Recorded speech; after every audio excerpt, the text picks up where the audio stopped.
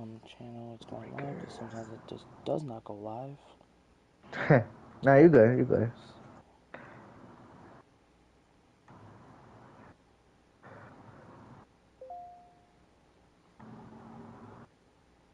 Let me see.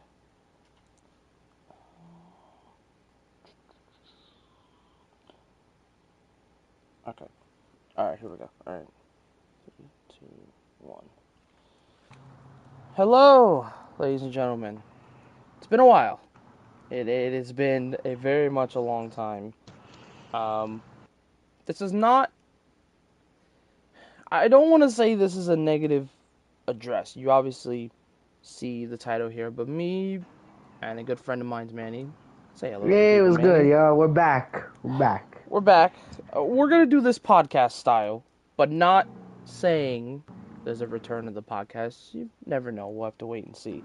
But this is kind of us as wrestling fans venting a little bit of how much, very kind of mixed things are happening at WWE right now. Um, like I said, when I tried to do the Twitch one yesterday, which Twitch is a much harder platform to try. This is much easier. Um, Basically, I said it very briefly, and I will quickly go over my quick history on WWE very quickly, and then I'll obviously let Manny say his history, because his is different compared to mine. So, my history with WWE, I started watching wrestling, random day, main event on Ion Television, just flipping through the channels, boom, boom, boom, boom, and I see Cesaro versus Great Khali, and I see this incredible strength, and I'm like, what is this world I'm getting into? And it got me excited. I want to see more. So then I hear they start promoting on USA Network, which was a channel I had at the time. They'll be doing Monday Night Raw, so I was like, yeah, I'm gonna watch on USA following Monday, which it was still around like it wasn't quite. I think it was around the 3 hour range, but it wasn't like it Yeah, didn't it was feel around the it didn't feel like three-hour 3 hours. range. The Yeah, era no, the it era I was watched, it didn't around, feel like but 3 hours. yeah. But at that time, like I said, I was still doing school and stuff, so I couldn't watch. At first, I couldn't watch the whole show, but as the years gone by, my parents were a little more open to it and be like, "You can stay up late, but as long as you do your work, you're okay." So had to do that. So yeah, around the era of Cena winning the Rumble, eliminating guys like Ryback and Ziggler, kind of that era where Cena had like the blue shirt, the Never Give Up blue shirt, which I still have. He was celebrating like 15 years, I want to say at that point. It was very, very, very cool shirt that I still have that he does not sell anymore. That was my first WWE shirt ever. And then obviously The Rock just came back because he won the title from Punk at the Rumble. So it was kind of that era, or like around that era, I was watching WWE before Punk left the company, and I just loved it. I just loved it. My first WrestleMania was WrestleMania 29, one that Manny went to. Uh, Yes. I even recently watched some clips back, and I remember why I loved my fandom so much. I loved guys like Roman, Seth, and Big Show, and Randy, Sheamus, Undertaker, Punk, Paul Heyman, Brock Lesnar, Triple H, Cena, Rock. Like, those were kind of my era joining in. I was more of a late bloomer because, again, I was born in 2002, but I wasn't watching back then. So I didn't get a chance to watch the pre-era of wrestling, but I'm always a historian and I'm always a guy that loves going back and watching old wrestling. And there were definitely some favorites. Obviously, Stone Cold, easily my all-time favorite. Even though I wasn't born in that era, I was able to go back. There's so much footage of him. I was able to go back and watch some of his greatest hits, his greatest matches, and his greatest feuds with guys like Vince McMahon, Rock, Undertaker, Kane. The list goes on. Mankind, another one. Um, then I continued watching through 2014. That's where I really started finding my fandom. The U.S. Open Challenge was a one that really opened my eyes. Cena doing the Open Challenge with guys like Cesaro, Neville, Rollins, who also the Shield heel turn. I watched that live. That broke my fucking heart. As a kid, it broke my heart. I've seen those three break out because I never got the full experience earlier in the years. It broke my fucking heart that Seth Rollins betrayed Roman and Dean before Dean left. I was like, it sucks. But it is what it is. It was great television, but good God, broke my heart. I was there for the Rollins title reign. I was there for the Rollins return when he got hurt and when Roman was not getting accepted by the people. I was there for that. And I was one of those people. I was like, I know y'all trying, but just not accepting it. I was there. I was there for the Yes Movement. I was there for that. I was there for Undertaker's streak ending. So sad. But I was there. I was even there for when Brock went on a monster run with the WWE title, where he like he basically destroyed my hero Cena for like fucking like 10 minutes. German suplex after suplex after suplex. Crazy work. The Born of Suplex City I was there for. I was there for the Rollins cash Oh, in, yes. which easily my favorite cash in goddamn history to this day. And that pay per view is also legendary as well. Um, I also was there for.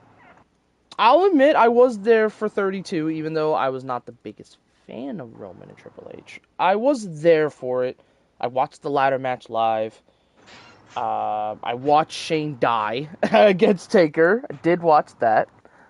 Um, so I was a little bit there for that era. I was slowly getting not out of it, but it was getting there. But I was still like, okay, there's still a chance. There's still some time. Because SmackDown Live existed, so that's why I was still watching.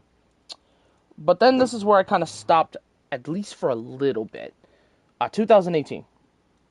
That is the year where I stopped, like, a good amount. This is when I was getting into my indie fandom, where I was watching indie companies, Japan companies, and I started enjoying other wrestling other than WWE, because I never knew there was an alternative to other wrestling. But I was watching guys like Kenny Omega, Okada, Tanahashi, Ishii, um, guys like that made me respect all arts of professional wrestling. And I was even one of the few back in the day that absolutely was like, technical wrestling can be good, but it could be good in spurts because I didn't understand technical wizardry.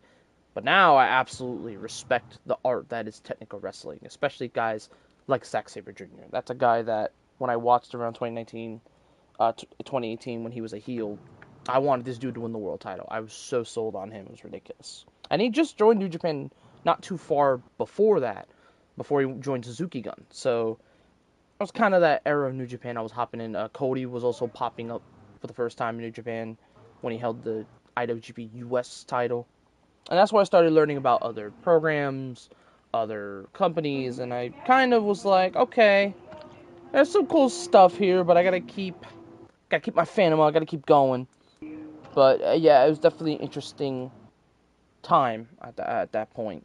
But I generally just stopped watching WWE, which helped me a lot. I did come back towards the later end of 2019 before 2020 basically changed everything. I did watch that year's Royal Rumble, which was a damn good Royal Rumble, good returns, great call-ups. We had Keith Lee versus Brock. That shit was awesome. Drew winning the Rumble was the right choice.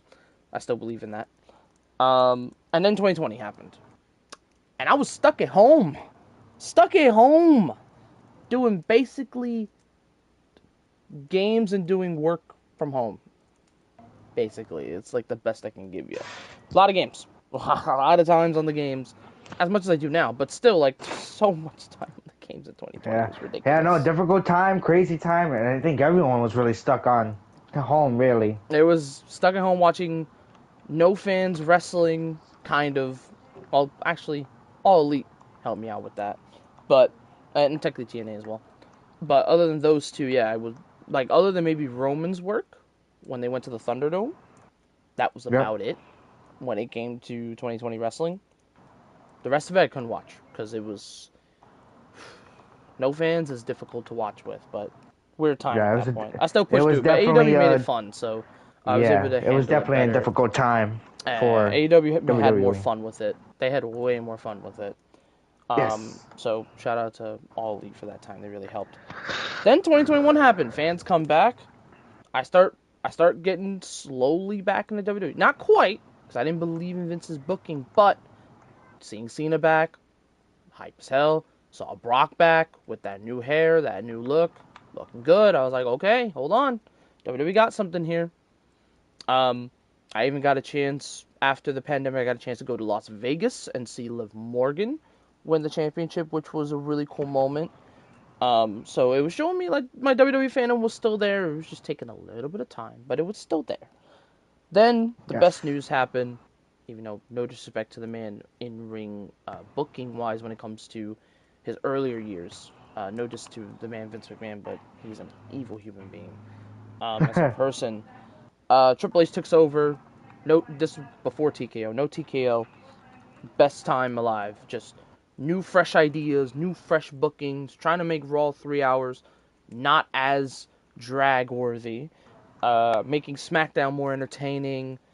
Hell, even NXT was starting to slowly pop off again, which was nice. Then an influx of talent, like guys like Obafemi, Julia, Steffi Vecchio, Lola, and others started popping up. Roxanne, another one. And everything was going well. Everything was going well. Hell, even during the beginning of the TKO era, wasn't going too bad. It was pretty much same as normal. No weird things. Like, yeah, there was a weird thing where Vince tried to get himself back in, but that was shut down immediately. So I think that was okay. But then from there, like, everything was going fine. Had a great Hollywood WrestleMania that was fantastic in SoFi. Love that stage as well. Still one of my favorites. And it was going good. It was Oh going yes. really good. And then after the whole Vince got cleared out, the Paul Triple H Vivek era started. We obviously had probably my favorite WrestleMania build we've had in literal years with Rock, Roman, Seth, the Cody Crybabies, the We Want Cody vibe. That was easily my favorite build I've been to WrestleMania in a long time. It was some generational level build. And while, yes, I do think Night 1 left a little bit to be desired, even though Sammy and Gunther was really good, left a little bit to be desired. Night 2 was where they really shined. Night 2, I was like, this is why Triple H is so damn good at wrestling. Shout out to Triple H. And it was looking good. The future was looking bright. The future was looking really bright for WWE. They just got a massive Netflix deal, which really helped WWE as well. They had higher numbers. Yeah, ticket sales were going up, but it was to be expected. The Netflix, big money. It is what it is. And then 2025 hit. And the beginning of the year was a strong start. They went with a new winner. Jey Uso won the Royal Rumble. Now I was like, this is a crazy pick. But I love them going bold. Go different. Don't go same. And, obviously we had Cena's last Rumble, which was really good. Then we had Elimination Chamber and had one of the greatest heel turns of all time when Cena turned on us and turned on Cody and turned on the fans. That shit was crazy. And then on top of everything, WrestleMania in Vegas was looking pretty good. It was looking like, hey, we might be in for another good Mania. Night 1 definitely left a lot to be desired. However, there were some bright spots. Like, Jacob and LA Knight was solid. Galande versus Ray, while last minute, decent. And then obviously the main event, the triple threat main event between Punk, Rollins, and Roman. Absolute chef's kiss. I'll never hate on that main event. That main event was quality. Um, and then night 2, much better night. Women triple threat match. Love that match. Drew versus Damien, underrated sleeper. Love that one. And it was looking really good. And then unfortunately the main event happened. And I was like, okay. I didn't know how I feel about it, especially after going back. It was like, there was no explanation why Travis was there. That didn't help. But also, the Cena heel turn of ruined professional wrestling. I got the idea of it. But in the end, I was like, The Rock probably should have been there. But hey, that's just me. But then from there, Cena's retirement tour. Definitely, the heel turn left a slight left to be desired. But I still did enjoy it because it showed that Cena could go heel in a way. But like I said, I feel like The Rock and Travis messed up everything. Like, if they were there, it would have told a better story. But again, it was just a bump of the road. It is what it is. They had a great match at SummerSlam between Cody Rhodes and Cena. We were there, of course. Incredible match. probably my favorite match ever in person. My goodness. And it was great. It was a great SummerSlam night too. Like night two, we were cooking. We had a great night too. It was cooking. Clash in Paris happens. We looking alright. We looking decent. But now here we are. After, and this was kind of the straw that broke the camel's back for me at least, was Wrestling Palooza. Oh my goodness, Wrestling Palooza, what the hell happened? You tried to be this overhyped WrestleMania type event. You tried that. You tried to be that WrestleMania level idea where you're like, oh yeah, this could be like a SummerSlam. Big main event. But what you really gave us was just two bright spots and a lot of meh and a lot of bleh. That's all you gave us. You gave us an Uso and Braun Breaker match with Braun's, which was decent. I didn't like that LA was the ref. That didn't really help anything. You gave us a great match with Io and Stephanie. I'll give you that. You gave us a great mixed tag match with AJ Lee's return. Another also positive thing as well. And you also gave us... but then you gave us like a really shit starter with Cena and Brock. Absolute waste. And then you just gave us a Drew McIntyre-Cody match that probably should have not been the main event. And a one that's just kind of like... meh. Like a meh. And Cody matches are usually never meh. They're usually very good. Especially with a guy like Drew. So, just in general, just a whole mess. Just a whole mess for Wrestling Palooza. And it hasn't, I'm going to be honest, it hasn't gotten better since Crown Jewel. Not a lot of build. They're doing the whole exhibition thing, which I absolutely despise. We are getting Cena AJ, which is nice. But Cena can't do promos due to his dates. That doesn't help. And it's been kind of this thing of, like, I even told myself, I'm probably not going to watch WWE. I'm this close to just going pay-per-view exclusive. And I don't want to do that. I want to give the product a chance. There is still some stuff, and we're going to go over the list in a little bit.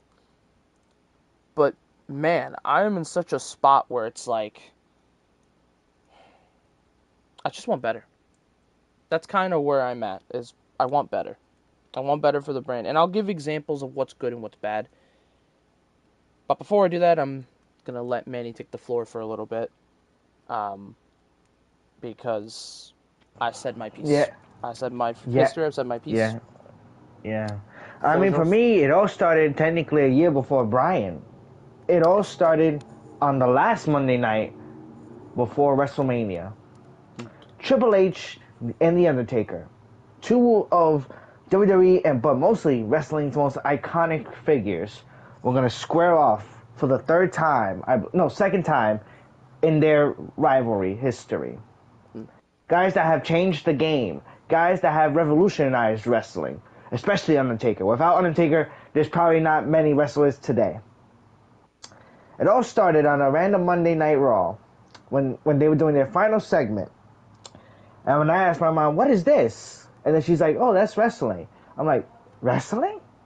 He's like, yeah, I grew up watching it when I was your age or whatever.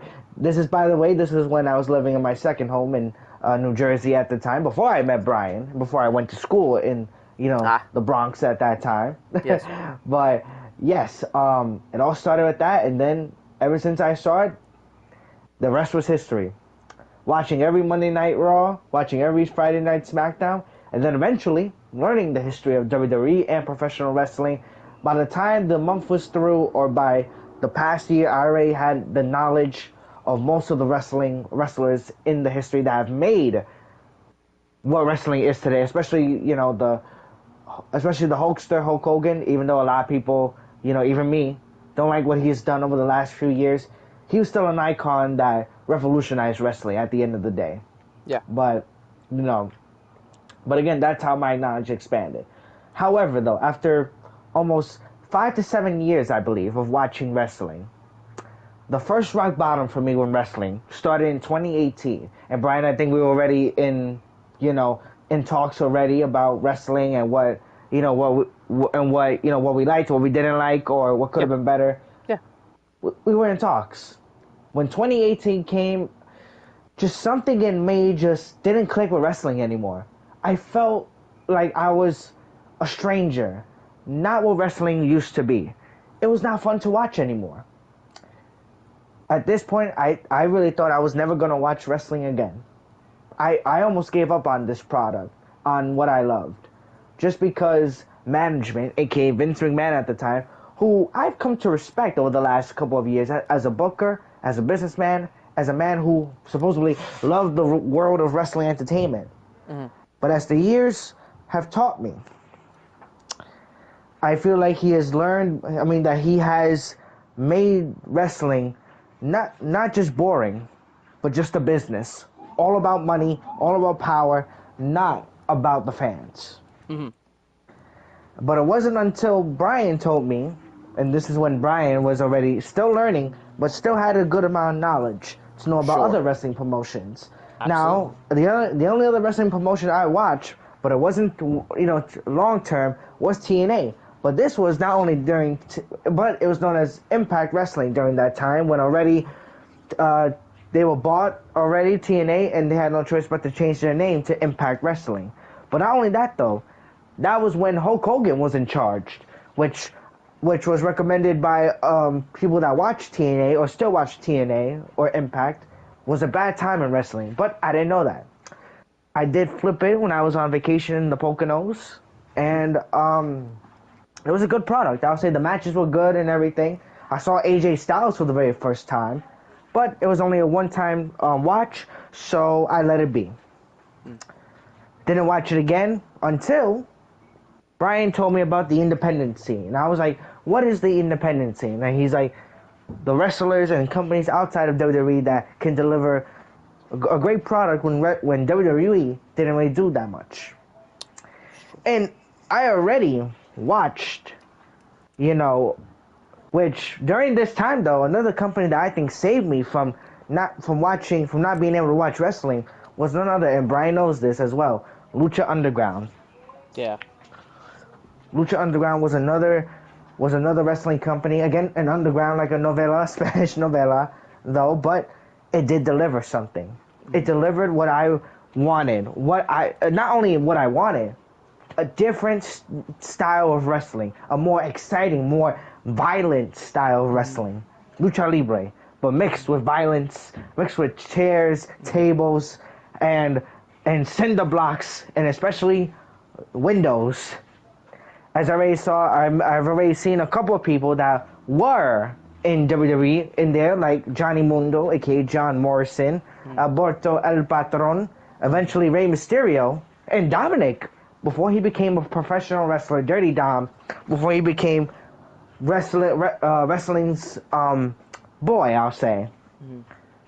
Big star in wrestling. So after I watched that show, I said that I don't want to go back to watching WWE for a while.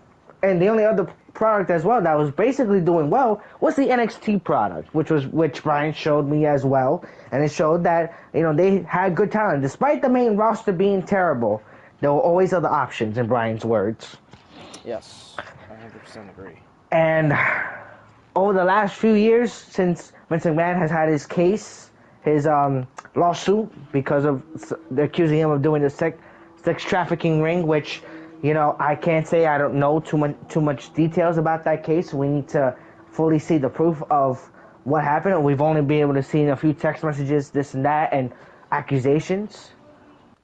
But again, this resulted in him and Vince McMahon having no choice but to sell his company to his son-in-law, Triple H.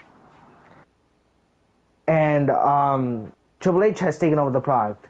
And at first, it was successful. The first year or so, very much successful. Stories were cooking, matches were fire, storylines and promos was just it for the last 2.5 years. But I will say this, when WrestleMania 41 came around, it was a great build-up, great show. But one thing that did not deliver was the main event. Yes. In a way. I felt that the main event, in my opinion, even though it was a great match, it was missing something. Yeah. A big crucial piece.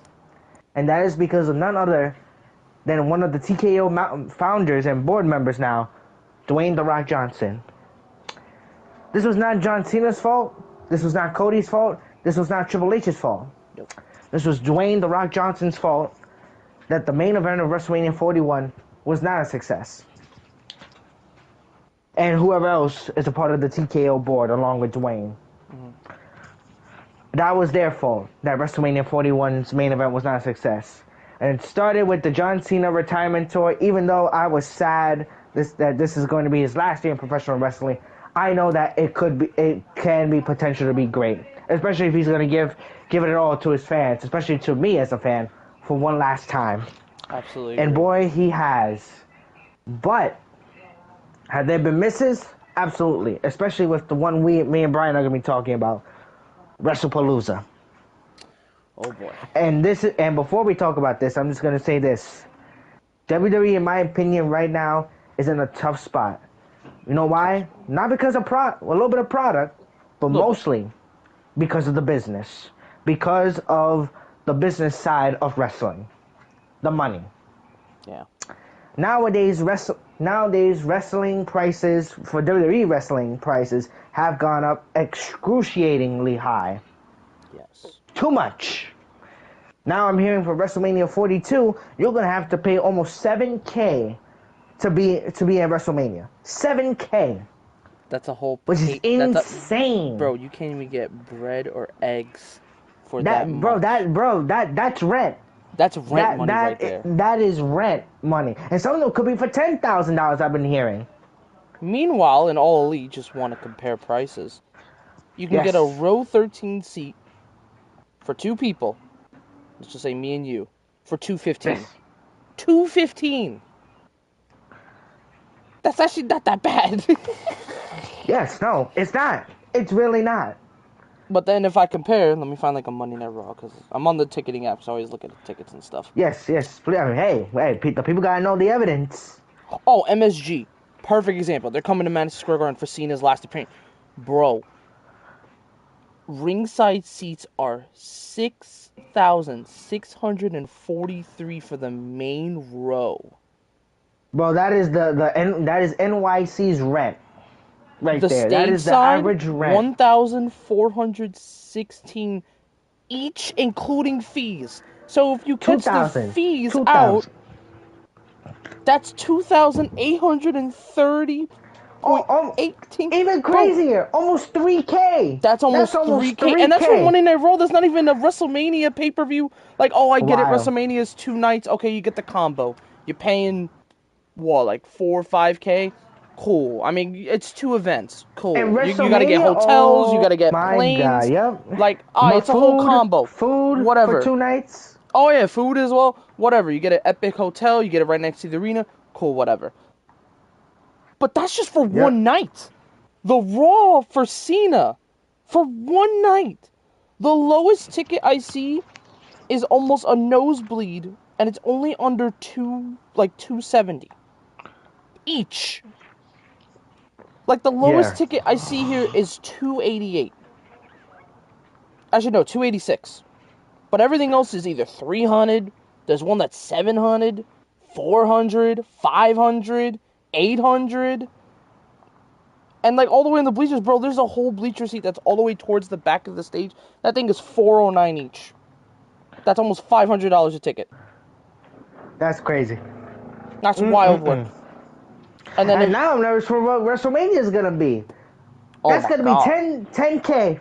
$10,000. I bet you $10,000. You know what? I'm going to look at that real quick. Oh, my God. And they might be up right now. So they're already announcing. No, they're already up. They were selling them. They already have the double pass. So let's say fans, I want to get the double pass and get a chance to, experience both nights. Brother, you're paying $5,861 each for both nights. So that's $11,000 for 2 nights. Oh my God! An extra 1,000, or an extra band for 2 nights. That's the combo pack. But what if you want to just go to Sunday, like the best night, the one that's probably gonna have the best match? Bro, the lowest ticket I see here is $600, broski. The lowest I can't. I The can't. lowest ticket. The bleacher seat is 1,237. And you combine that, that's $2,473 to just have a nosebleed seat in This is in crazy. Allegiant Stadium. Oh, and note to self, bro, other skitties are getting screwed too, because they're going back to Vegas. I forgot to say that. They're going back to Vegas.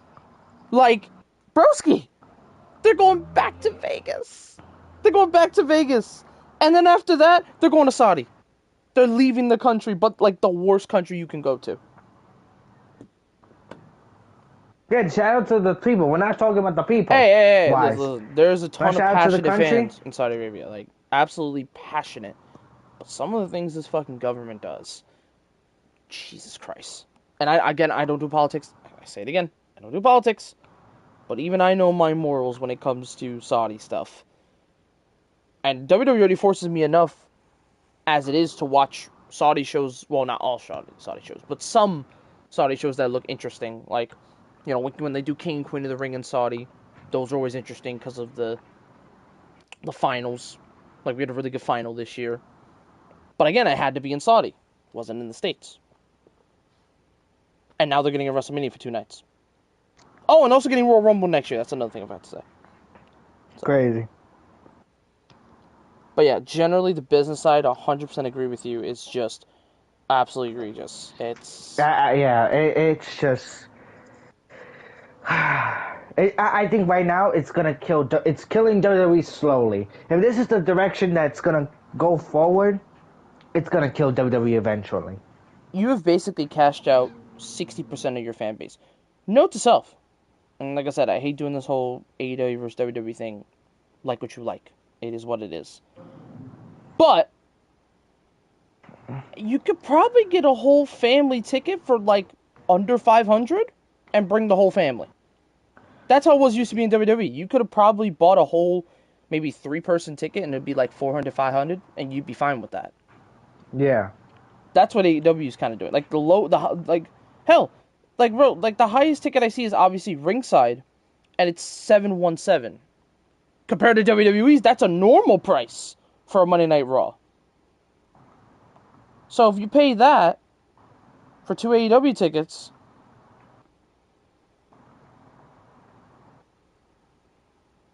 like, I mean, yeah, it's still 1,400, but at least that's like floor seats. You know, you're gonna expect that from floor seats because you're getting like commodarities, you're getting special stuff, you're getting. I think they even give you a shirt. They let you take a commemorative chair with you for the if it's a pay per view or not. Oh So yeah. you're getting extra stuff if you do the floor seats. So they're always going to be expensive, which that's not my problem. My problem is the normal seats of being 1,000, 800, Yeah. 600, 400, compared to AEW where they have 129, 230, 303, $90, 241 to sit near the stage, which is not that bad. That'll be like around like 480 compared to WWE. So yeah, obviously the lower you go, the more expensive it's going to be. I understand that with full confidence. But there are some deals with AEW tickets that you could probably get lucky. Like, bro, I found this section here for Full Gear, two tickets, 122 each, section 6, row 15. That seems pretty low, right? And it's only Yep. 242. That's like that's normal usually for me. Like when it comes to AEW tickets, I don't pay that expensive. I don't go that. I don't. I don't pay a change and a half, bro. For Raw, I had to pay $475 to just go to Raw. Note though, the product was better at that time. I mean, we had Punk versus Rollins in a cage match, so at least I got my money's worth. But Yep. Lord and Savior, I even told the story yesterday. How much I paid for our SummerSlam tickets. I had to go back and look at the price. Dude, it was like almost $2,000 for me and you. And that was me just being generous. Yeah. Most expensive tip I've ever spent in my life. It's crazy. No, it's out of control. It. And again, we are just concerned fans at this point. We really are. As a fan, I'm concerned. I am so concerned. And I'm concerned that we're gonna get back to what it was 3 years ago, all about money, not all about the product. Pushing the And older that's it. guard, even though there's still some really good older guard, like obviously Roman stuff, which I have a list of things that I'm gonna go over in a minute. Oh Um, yeah, yeah. and then guys like Randy, of course, who could still do it. Cody, who could still do it. Rollins, Becky, of course, always have your veterans. But there's a ton of hungry talent that are not getting the love that are when they get called up, that are getting love. Like Melo's a great example of this. Like maybe finally this turn with Melo, it opens up something, but I got no hope with that because it's like you've teased it so much. Are we gonna get like a different Melo by himself? I don't know. Like you've done a good job with that, but like I don't know if I believe in that potential where it's like I don't know. It's just like I don't know. Like the only one that they're building on right now that I think they're doing at least somewhat a very good job giving opportunities to is like a Roxanne Perez. I think she's like the one outlier out of some Yes. of these call-ups that we've had in either the WWE draft or not. Joining the Judgment Day have paid off to a degree. Yeah. But there's gonna be a point where I'm gonna get a little tired of this whole Judgment Day story, and something's gotta happen. Something has to happen. So, but like I said, so now I'm gonna go over my notes that I have, and I'll go through each point.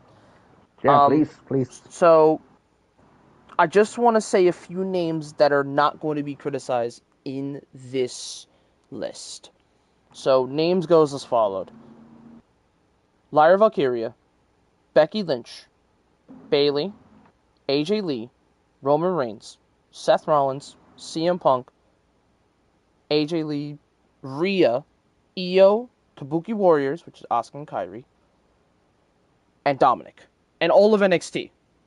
All of you guys are safe from my rage because you guys have done your best work. I've enjoyed a lot of these stories. So Dom 2 belt reign is a great example of this. I love that he has a champion of another company, AAA, but also a champion of the IC title that it's just getting over with the fans continuously. Yes, while it would have been cool to have Rusev win that IC title and go on a dominant run, which I think is still in play. I don't think it's dead and buried for Rusev. I think there's still time for him because he's worked so well after finishing up with Sheamus. It really lit a fire into Rusev's story, and I think he will be in that IC title hunt for probably the next couple months. And I could totally see him potentially being the one to take it off Dom. It's not a bad idea at all. And you still have that stuff with Sheamus, because Sheamus could totally get back involved, try to get that last IC title. That's something I would also potentially throw into the hat. So that's something I like. NXT, not going to get any complaints from me when it comes to NXT. Yes, I do agree there is almost a little bit too much power with the whole TNA title situation. But, Yeah. but, am I still enjoying it? Yes. I am enjoying the partnership. I am. Especially with Invasion coming up in the next week or two. NXT gets a pass. Because the product that they're putting on is a lot better than what the main roster is doing right now. Yes, I Yeah. know it's going to suck that we're going to lose Oba Femi to the main roster, which I'm praying they don't fuck it up. But I'm just saying, Oba's did such a good job with that NXT title. Now Ricky Saints owns that division, which is super exciting. I still enjoy JC Jane even after her screwing over Logo. I do still enjoy JC Jane's work. I can't criticize her either. I enjoy Dark Stay. I think they're a solid tag team, fun tag team. And I also like, obviously, oh my god, All Ego. I fucking love All Ego. He's one of my top favorites. Love All Ego. Love Javon as well. Another good one that Yeah. I enjoy watching his work, watch him wrestle. So NXT, you get no negativity from me. You get a pass because you've been doing such a good job. Sean, keep it up. You and Carlos keep cooking up because y'all cooking up something great over there. Like I said, Rio, Io, Asuka, and Kairi. I'm liking this story because it's something different for Rio. She's not involved in the title right now. I know she's gonna go after Stephanie at some point. I can already tell. But Rio's gonna be doing a special tag match with Kairi, Asuka, and Io in Perth in her home. That should be a really fun tag match. And something different. And I also love the story of how Asuka turned on Io, just having enough of this relationship between, or the sisterhood of Rhea and Io. I have enjoyed that. Roman Reigns returning, absolute win. That's one thing I could never get old or get tired of. Even if he Yep. returns, I said it myself, 50, 60 years, or wrestles less to keep his body in shape and everything. Whenever he returns, one thing I'll give WWE, when Roman returns, not only does this man not lose his aura at all, but we lock in. Storyline wise, we lock in. When Roman Oh returns, yes, absolutely. that's the one thing I'm going to lock in, even if WWE is in a weird spot. I'm still like, hey, Roman story. Bloodline looking good. Hold on. I got to see what Roman got to say. So that's one. Like I said, I won't watch a full episode to do that. But I obviously will try to go back and watch the full promo when Roman says his first words about the whole vision and what's next. Because I can already tell where this is going. And it makes me excited, at least for WrestleMania next year. Even though I will never buy that many expensive tickets like that. Um, it seems like we're pushing towards Roman versus Seth, which, fuck yes, sign me up. I've asked for this match, especially after the dud that Vince did when Roman had the title. You now need to do Roman versus Seth now more than ever. The Vision versus the Bloodline needs to happen more now than ever. This is the perfect time to do it. So, just saying, they got a good plan going. That's one thing I can respect, and also I respect what Seth and Becky are doing separately with their stories. Like I said, Becky Lynch versus AJ Lee. They've not made this match confirmed. It's probably going to get confirmed sooner or later. But having AJ Lee back is such a treat, such a nice, different vibe. She changes the women's division. She's a trailblazer. And her feuding with Becky for the IC title, potentially winning the women's IC title, would be awesome. That'd be awesome for AJ Lee, and it'd be a great return to form. This one's kind of more of a funny bias for me, but I actually, even though I 100% agree, their heel turn themselves, absolute failure. I like the person because he's funny, and that is Xavier Woods and his Yeah. massive hat. Yeah. Something about it is still really funny. Okay, I will give WWE this. Yes. That and the El Grande, I'll combine these two. This and the El Grande Americano stuff, funny wise, is hilarious. I love it so much. But the El Grande, I don't know if we're gonna get any payoff for that for a while. And then we obviously know the whole New Day thing. Ever since they couldn't get Big E back, it's been rough. It's been rough. And no Austin Theory to clear up the Waller story. That also doesn't help either. But again, Theory got hurt, so again, not his fault. Yeah, not fun. Not fun with those two. But funny wise, Yeah, when it no, comes to their agree. matches, they're still quality. They still do great wrestling. I mean, Xavier Woods is super underrated. Same with Kofi Kingston. And Waller's also underrated too. So the stuff they do with Penta is fun, but storyline wise, I have no clue where the hell this is going unless it leads, hopefully, to Rey Fenix joining the Raw brand and helping Penta. If that happens, then okay, we got something here. But if that doesn't happen, I don't know what we're doing with Penta right now, to be honest. Yeah, however, he did have a promo with Dom on the Netflix commercial, so it gives me hope that he might go after Dom's IC title, which is something I would love. I would love that. So, but we'll have to wait and see. AJ, when he wrestles, what I mean by this is AJ Styles does wrestle. It's very slim. Doesn't wrestle a lot. Keep his body in shape. But he does wrestle. He's not part-time or anything. He's always full-time. But he does wrestle. It sucks that he gets repetitive matches. He doesn't get, like, newer matches, unfortunately. Yeah, But, no. but, I am happy that we are getting Cena AJ one more time. It would have sucked for Cena not to get that match at Crown Jewel. That's one thing on Crown Jewel I'm keeping my very close eye on because I hope AJ and Cena blew the roof off the house because we went to the first true encounter with these two at SummerSlam. We went to that. We were like, hey, we're about to see Cena and AJ have a potential generational matchup right here. And it was insane seeing it in person. It was easily match of the night. Yeah, easily match of the night. It was so good. Yeah, it was. It was so good. So I hope Cena and AJ tear the house down one more time before Cena has his Raw dates. And then obviously you saw today they announced the golden poster for his last match, which is going to be the saddest fucking day on planet Earth. December 13th in Washington. Dun, dun, dun. It is going to be like the most saddest day the trumpets will be singing in my life. Yeah, I honestly, unbelievable. if like, you're probably gonna shed a tear, I'm probably gonna shed a tear, and I don't care. I'm a grown The man. whole I'm a show, fucking cry. I'm a fucking the whole cry. I show, don't care. the I whole don't care. show, Especially as we the get whole closer to show. it, because I think he's probably gonna main event. When we get closer Yeah, to it, oh my god, bro, the emotions are gonna really pour out. Like it's gonna get bad. It's gonna get bad. But one thing I will say though, good positive thing, they're not doing an NBC, so we shouldn't get crazy ads, as it's gonna be Peacock exclusive. So I'm glad I kept that Peacock subscription for this situation, so we can watch it on Peacock together.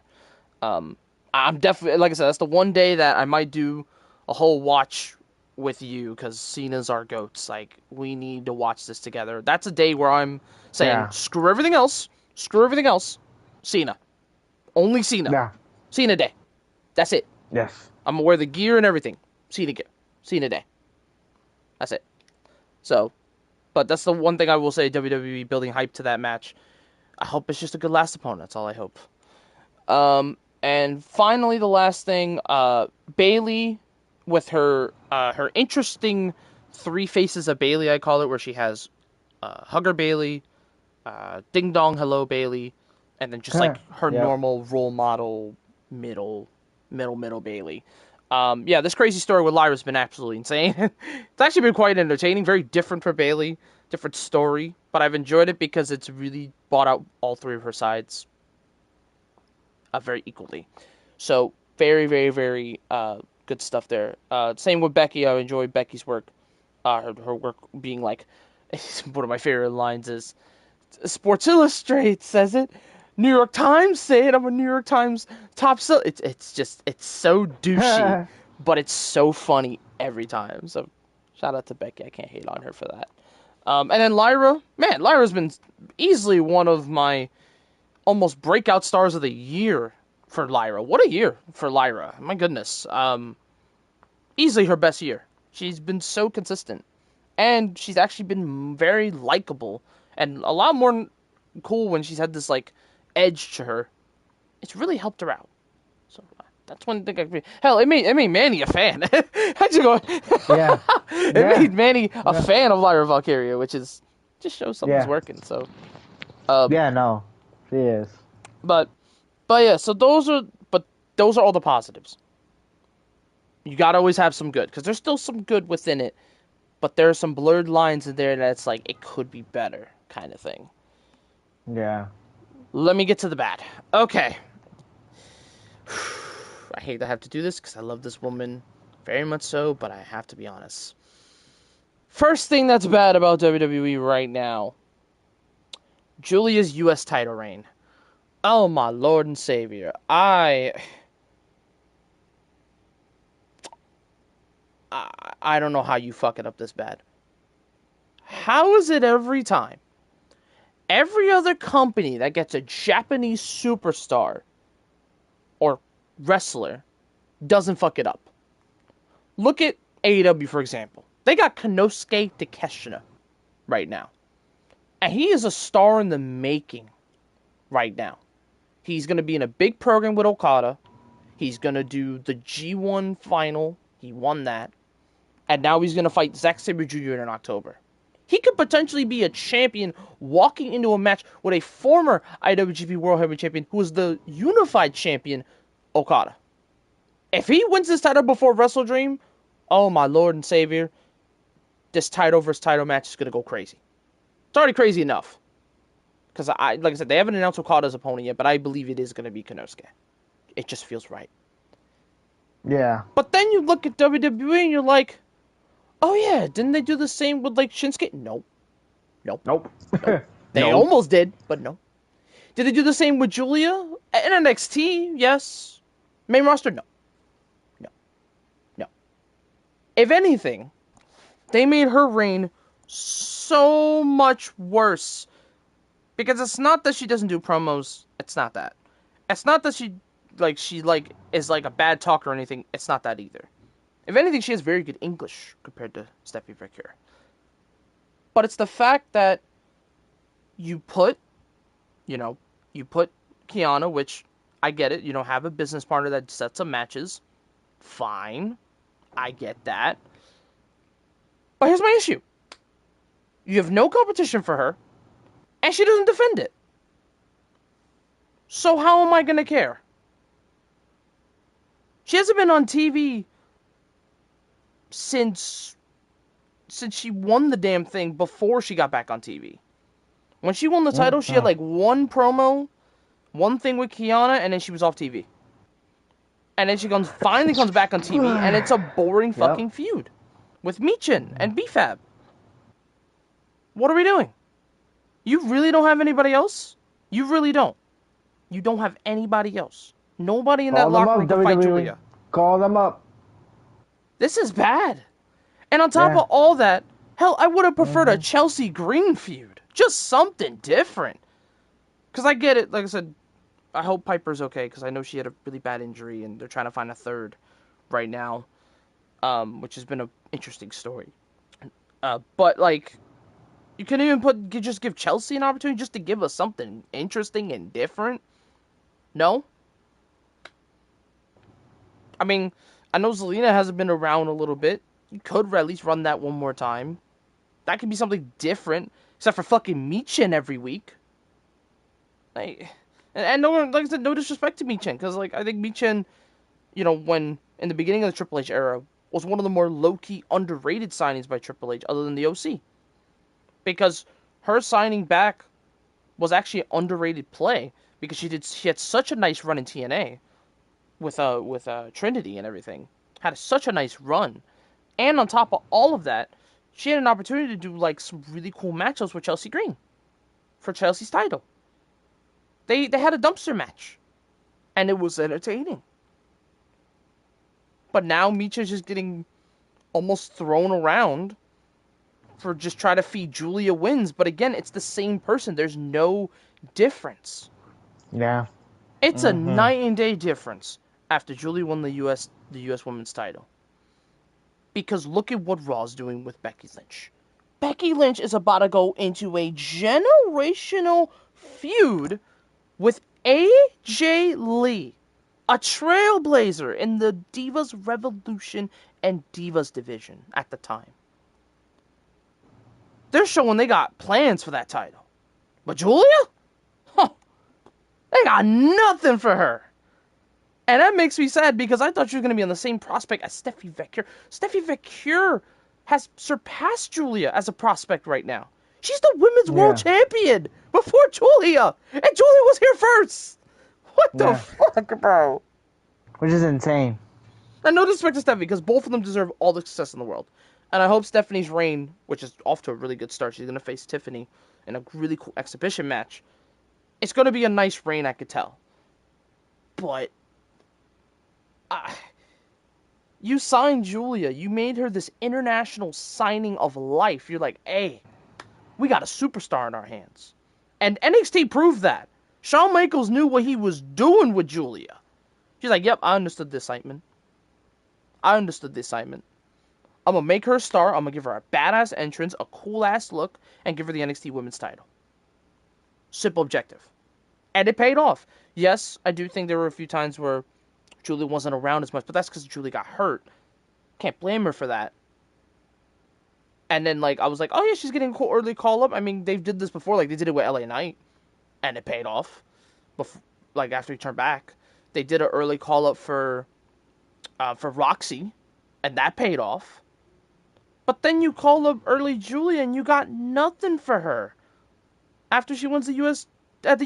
When she won the Women's U.S. title, she should be like a Becky level shit, where she's defending it and still having great stories. But no, you can't even do that. I'm not saying I'm losing hope for Julia. I hope nothing but the best for Julia. I really do. But in my heart, I'm so close to just saying, Julia, when your contract comes up, reconsider your options. I'm sorry. Because I want the WWE thing to work. I said the same thing about Cross. I want the WWE thing to work for you. That clearly didn't work. And it looks like he's never coming back because he's having an indie run of his life right now. He's about to face Matt Cardona in probably an indie feud of a lifetime coming up. Exactly. I'm honestly thinking you Shame. probably, and I don't want to say this because, listen, I get it, AEW's been such in the dumps, but I'm low-key saying, if this main roster thing doesn't work out, gotta be honest, you should have went with Tekla. You should have went to All Elite. I hate to say it. You should have went to All Elite. You, Tekla, Julia Hart, and Sky Blue could have went crazy. But, no. Yeah. Nope. You went to WWE. Like I said, NXT, absolute success.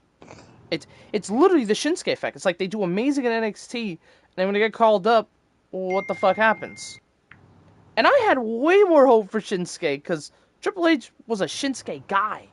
And he couldn't even get him right. Can't even get Julia right. It's actually sad. It's actually sad. So whoever takes that title off her, honestly, good luck, because that division is so slim. Good fucking luck. Yeah. It's generally good fucking luck. I generally... That's literally off to say. Just good luck. Because Yeah. I don't know if anyone's going to do well with that thing. I'm honest. Yeah, no. It's just tough right now what's going on with WWE. Some storylines are hitting, but not as much as they should have. As they should have be hitting. You know? It's true. It is absolutely true. It's 100% true, and I 100% agree with that sentiment. Next thing I have, and I'm low-key going to let you take the floor for this one, because I know this is the biggest thing you've been telling me, and I 100% agree now more than ever. I call this the Vince card. Repetitive matches over and over and over again. AKA, Usos in the main event? Oh yeah, let's just put Braun Breaker and fucking Bronson Reed over and over again. For the next, 3 weeks. No difference. No difference. So you know what? I'm going to let you take the floor for that one, because I know you got some things to say about that one. In the words of Roman Reigns, it's just missionary position over and over and over and over again. When will it change, WWE? When will it change? Triple H, I know you're trying to build the vision to be this big faction. Probably one of the best factions. Yeah, the future. Exactly. The future of the business. The vision for the future.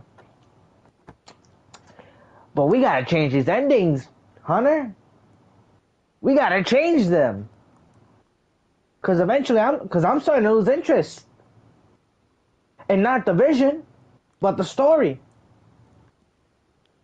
Same with the Uso. Same with Jay and Jimmy. Is Jay gonna turn heel or not? Now I know you guys did something with Roman yesterday, and that was a great thing. Oh yeah. For that main event. Oh yeah. But that made Roman look more better than Jay, because it's a what if at the moment. It is a what if. There's no confirm. There's no. But Oh yeah, it's gonna happen. Yeah. It's a what if. It's a what if. But it's like, how do you not? How are you not gonna at least hint us a date as of when it's gonna happen? And if it doesn't happen, what was the whole point of the storyline? What was the whole point of Jay turning heel? What was the point of even Jay? Matter of fact, I'm gonna go to the root of when this all started. What was the whole point of Jay losing the title if you're not gonna give him a good position after? What was the point? If this does not change towards at least the end of the year going to Royal Rumble season, I'm just not going to care. I'm not. I'm sorry. Now, I understand Triple H, you're going to doing long-term story booking, but that does not work all the time. It does not. It does not. The fans want the answers now. Not in a few months. Not when the big Royal Rumble's coming. Not when WrestleMania is coming. Now. Before it gets stale and no one's not going to give a fuck about him. It's true. We need the answers and the hints now. There's nothing to say about that. I got nothing else. All I can say is do better, WWE. Do better, Hunter. Do better, writers. Because I'm starting to get stale with this story, and I don't want to. But I gotta be honest and be truthful about this. I am getting stale with this story. That's it for me. Ryan, have you had any thoughts? You said it best. You said it months ago when Jay kept having matches with, like, Drew McIntyre before he moved to Raw. Yes. Repetitive and boring. Great matches, but repetitive. And I didn't believe you at first because I was like, they'll probably switch it up. And lo and behold, they did switch it up for a while. They finally did a little something different. Have more title matches, have more unique matchups, maybe have some of the women main event. It was such a breath of fresh air to see Rhea main eventing than fucking Uso attack. It was such a nice breath of air. That was the only thing I liked about Raw that week. I was like, oh hell yeah. No Usos involved. Just let the women cook. Yep. It was so nice. But now we're back to that. You're lucky Roman came back. Because Roman does add a little layer to this. So this week, alright, you get a little pass. But if I see next week, oh yeah, Jey Uso versus Bronson Reed. I'm gonna flip a fucking gasket. I'm gonna fucking flip a gasket, bro. I swear to God. I swear to God. If I see Jey Uso in the main event with fucking Bronson Reed or Braun Breaker again, not gonna go there. Not gonna go there. Not gonna go there. Only you, WWE, can make this better. Only you. You're the only ones that can fix it, bro. You're the only ones that can fix it. Like, the whole money situation, I get you're in a struggle. It's not you. It's TKO. They're the ones that are doing the whole money grab shit. I get that. But you're supposed to make the product so fans can understand, oh, you're paying a lot of money, but as long as the product is amazing, shit, we'll live with it for now until the tickets go down. I get that side, because I need to get my money's worth. Do you know why I pay $40 for AEW pay-per-views? Because while they might be long as shit, and I do agree, I get my money's worth. Because I'm entertained, enjoying everything. Like, I have a feeling WrestleDream is going to cook in October. They already announced Moxley versus Darby, I Quit. And I'm very much looking forward to that. I'm very much looking forward to that. And if we get an Okada defense, Okada versus Konosuke? Yes. Yes. And hell, we got women's tag titles coming over. WWE don't do fuck all with the women's tag division. They don't do shit with that. Imagine what AEW could do with those titles. They could surprise a lot of people. I'm just saying. And here's the crazy thing about this. AEW has a chance to do what WWE never did. Make the women's tag team great. Great. Every other division that I know, the Knockouts division is a great example of this. While again, I don't love the Ash by Elegance situation. I respect Ash by Elegance because she had to go away. And now her group is kind of in limbo right now. But I'm telling you, they got teams lined up ready for... Hell, if the Inspiration wins, bro, that's better than what the hell WWE's doing. Yep. I'd rather have the Inspiration face NXT stars. Because that at least makes it interesting. And I get WWE, trying to tease the fact that maybe Sol Ruka and Zarya might go after Charlotte and Alexa, which that's cool and all. But first of all, Sol Ruka has 2 titles, first of all. She has to focus on the women's North American title. She has the Speed title to worry about. Like, that doesn't make any sense. And the teams we have in the division are either injured. Like I said, no diss to the Secret Herbert system. They're hurt. I get that. Fair enough. But there are teams on Raw, like the Judgment Day, that basically don't care about the titles right now. And they were the one team that cared. And you have other teams that you could back up. And the crazy part is, NXT has shown more of a future of them. I'd rather have them have NXT tag titles. women's tag titles. Because they at least have some teams to work with. You got the culling with Tatum Paxley and Izzy Dame. You have Sol Zarya and Sol Ruka Zarya. And there's probably another team that I'm missing. But at least there's some variety there. Charlotte and Alexa only fought Izzy Dame and Tatum Paxley because they won a triple threat match. But NXT's doing better tag matches than what the main roster's doing. It's sad. Because the women deserve more. No, I'm not that person that's saying feminist all the way, feminist over men. No, that's not what I'm saying. What I'm saying is the women deserve the same respect as the men when it comes to opportunities. And they've earned that for years. The fact that, there's still, I think, in my personal opinion, still a little bit of disrespect towards the woman is insane still. Especially in the women's US and the tag titles. Like Becky's division, they're finally getting their respect. Becky Lynch, top of the mountain with the women's IC title. She's about to, like I said, she's about to go in a generational feud with AJ Lee. Fucking sign me up. If that got AJ interested to come back to the... That's how you know the women's IC title's got some power. That's how you know Becky's got some power. It's got some lift. To bring AJ back after 10 years of no in-ring fighting for a title. She about to have her first singles match in over a decade. But the women's US title? Nobody cares about that. Do you think they care about Julia and Misha? No. They don't care about that. Do you think they care about Alexa, Charlotte, and whatever tag team they have? No. They don't care about that. Do they care about Sol Ruka and Zarya? Yeah, they care about that. Do they care about Tatum and Izzy Dame? There's some people that care out there. There's a big fandom for Tatum Paxley. But at least they care. The people in the main roster that do tag matches for women don't care. Unless it's story-based, which that's why I think Io Rio versus Kabuki Warriors is a very good matchup because the story adds to it. That's the type of story we should have with the women's tag. And like I said, if I buy my words and say the AEW women's tag division doesn't work, it's okay. Because AEW have so much women, they could reset that division at any time. They got so much women's talent. They could reset the division in minutes. I'm telling you.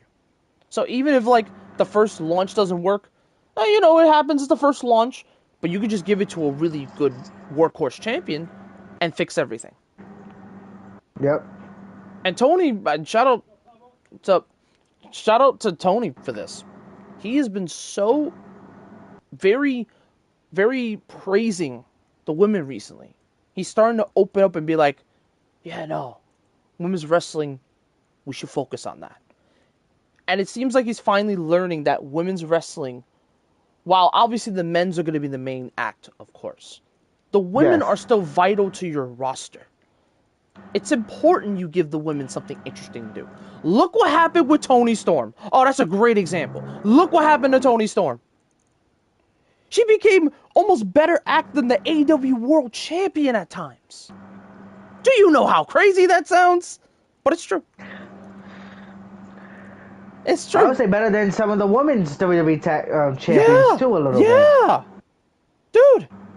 Timeless is about to return tomorrow for the first time since Shop's lost her title, and I'm excited for what's next for her. It looks like she might re-team up with Mina, and they go after the tag titles, which I absolutely love that team. I'm cool with that. I'm hearing the rumor that Athena and Mercedes might go for the titles. That's an interesting team. You already have TJ. You already have Triangle of Madness. You see how many teams I can name off the top of my dome compared to WWE? Yep. It's embarrassing. It's unbelievable how much repetitive bullshit and disrespect WWE does to their roster. It's fucking stupid. Anyway, my next point, we kind of slightly talked about it, but we're gonna go a little more in depth with this one. Okay. The Jey Uso effect. Oh, my brother in Christ, Jey Uso. Where the hell do I even begin? Note to self. I'm not criticizing the man himself. Just want to put that out there. I absolutely fucking love Jey Uso. We're not criticizing the man. We are I have criticizing the I have his plays. merch, I have his glasses, I have his hat. I've even been in the Yeet Party in MSG. I fucking love the Yeet Party. I love partying with Jey Uso. He seems like a cool dude. You go meet him, you're probably gonna have a good time. He seems like a genuine dude. He's a man of the people, just like his brother Jimmy and Roman. Man of the people. So that's the one thing I'm never gonna criticize Jimmy Fatu, aka Jey Uso. Not gonna do that. Not gonna do that. I can never do it. But the booking and the direction, that I can be critical of. I could be extremely critical about that. So, in the beginning of the year, Jey Uso fans were eating good. He won the Royal Rumble. Surprised the whole world. Biggest shock of the year so far. Won the Royal Rumble. Won the world title from Gunther. Super happy. Had a short reign with it. But it was entertaining. I had fun. He was defending the title constantly. I could appreciate that. Workhorse champion. I could appreciate that. Lose it to Gunther? I wasn't too fussy about it because I'm like, alright, they probably got something cool for him coming up. They got a cool story coming up. And then Rollins' vision was forwarding. I was like, okay. Jey Uso versus the Vision? Okay. It's gonna be kind of cool. And in the beginning it was. You know, Jay trying to work with LA Knight, but they don't like each other. That's an interesting story. Something different for LA Knight to do. Okay. Then they have the match on Raw. Jay gets his get back. Cool. No harm, no foul. And then, then he got his brother back. He got Jimmy back in France. Got Jimmy back. Oh, yeah. Usos reunion. Been waiting for this one. Hell yeah, let's do it. Let's do it. Hell, I wouldn't have been mad at them winning the tag titles again. Because Lord Jesus, that Raw tag division needs something. Good God. I'm just saying. It would have been cool. But no. All they did will not only make me absolutely annoyed because these fucking monsters made him yeet during a match, and that's where I almost draw the line. But now you have him in the most boring and repetitive ass story on the whole brand. I'm actually bored of Jey Uso, and I hate to say that because I should be loving this dude. I should be like, oh yeah, Jay about to lock in. He want to go after that world title again at some point. I respect that, but how we gonna get there? How we gonna get there? That's the question. I mean, you got Roman back as well. Roman gonna be talking in his ear. Probably gonna give him that kind of, that business, that talk. And the way they started off before Roman left, it was great. But now with the whole repetitive, like just Uso match after Uso match after Uso match, the repetitive singles bullshit. The same people. And just the same people. Same rotation. Like, oh my God. It was like, dude, give me something, please, new. WWE couldn't deliver on that. So now I'm in a weird spot where I don't want to hate Jey Uso, but I hate his booking. I hate what we're doing with him. You're either going to turn a new life and give life to this goddamn Raw roster, which goddamn needs it, or it's going to be another failed heel turn and the whole brother versus brother is going to fail again, like how it did at WrestleMania. And I don't want that, because you just reunited them. I'm frustrated with Jay's booking, man. I'm not saying he deserves all the world titles in the world. I get it. His spear, unfortunately, it is probably the worst spear. It's not the best spear. But when you have a good story, an emotional story, Jey Uso aces at that. When it's an emotional story with family, that's Jey Uso's strength. When he's with Jimmy, that's his strength. They bounce off each other. When he's with Roman, that's his strength. But even with all three of them there, man, I feel like Roman about to come in and just overshadow him. Which is disappointing. Because Uso should be complimenting with Roman. Because, look at Roman's aura. Like I said, Roman's aura is just fucking affinity. Like, you're never going to lose that aura with Roman. When Roman walks into a room, that's a star right there. As Booker, that's a star right there. Obviously. Fucking icon, legend, Hall of Famer, first ballot. You know the whole thing. Yeah, But automatically. if Yeah, we're gonna no. prove that Jay can be Tribal Chief 2.0, I mean Roman's a perfect teacher for that. I agree. He's got the Olafala for a reason. But like you gotta prove to me, hey, Roman should lead or Jay should lead the family before Jacob does. Even though I would argue Jacob should lead it first. Because Jacob has way more going on for him now, even though he just got back on TV. And yes, I do agree they have to rebuild him a little bit because he did cool off due to him going away, getting some time off, which is well deserved. He deserves well time off. And I think this Drew feud could absolutely help that before Drew goes films a movie. A couple movies, I Yeah. should say. Yeah, no, for real. Like, give Jacob a nice win return. They'll probably fight at Crown Jewel or maybe the SmackDown before, whatever the case is. Drew goes, does his Yeah. movie. Jacob Fatu moves on to, which I believe is going to be him joining Roman for War Games. Which is nice because we can keep Jacob away from Solo at all cost. Because goddamn, the MFT need a rebuild. Good God. So, Yeah. that's nice and all. But again, is this going to help Jey Uso in the long run? I don't think so. If anything, No. it's just going to make me more confused. If anything, it's going to make me more confused. Unless he does a shocking turn on Jay or Jimmy and Roman at War Games, then maybe interest. But if he does nothing and they just win War Games, after all that, the fuck was the point? The fuck was the point of the whole teasing of Jay not, Jay not being himself anymore? Being like, I gotta be different. I gotta, on my own, oos. It's the whole point. If you're not gonna do anything with it, then what's the fuck's the point?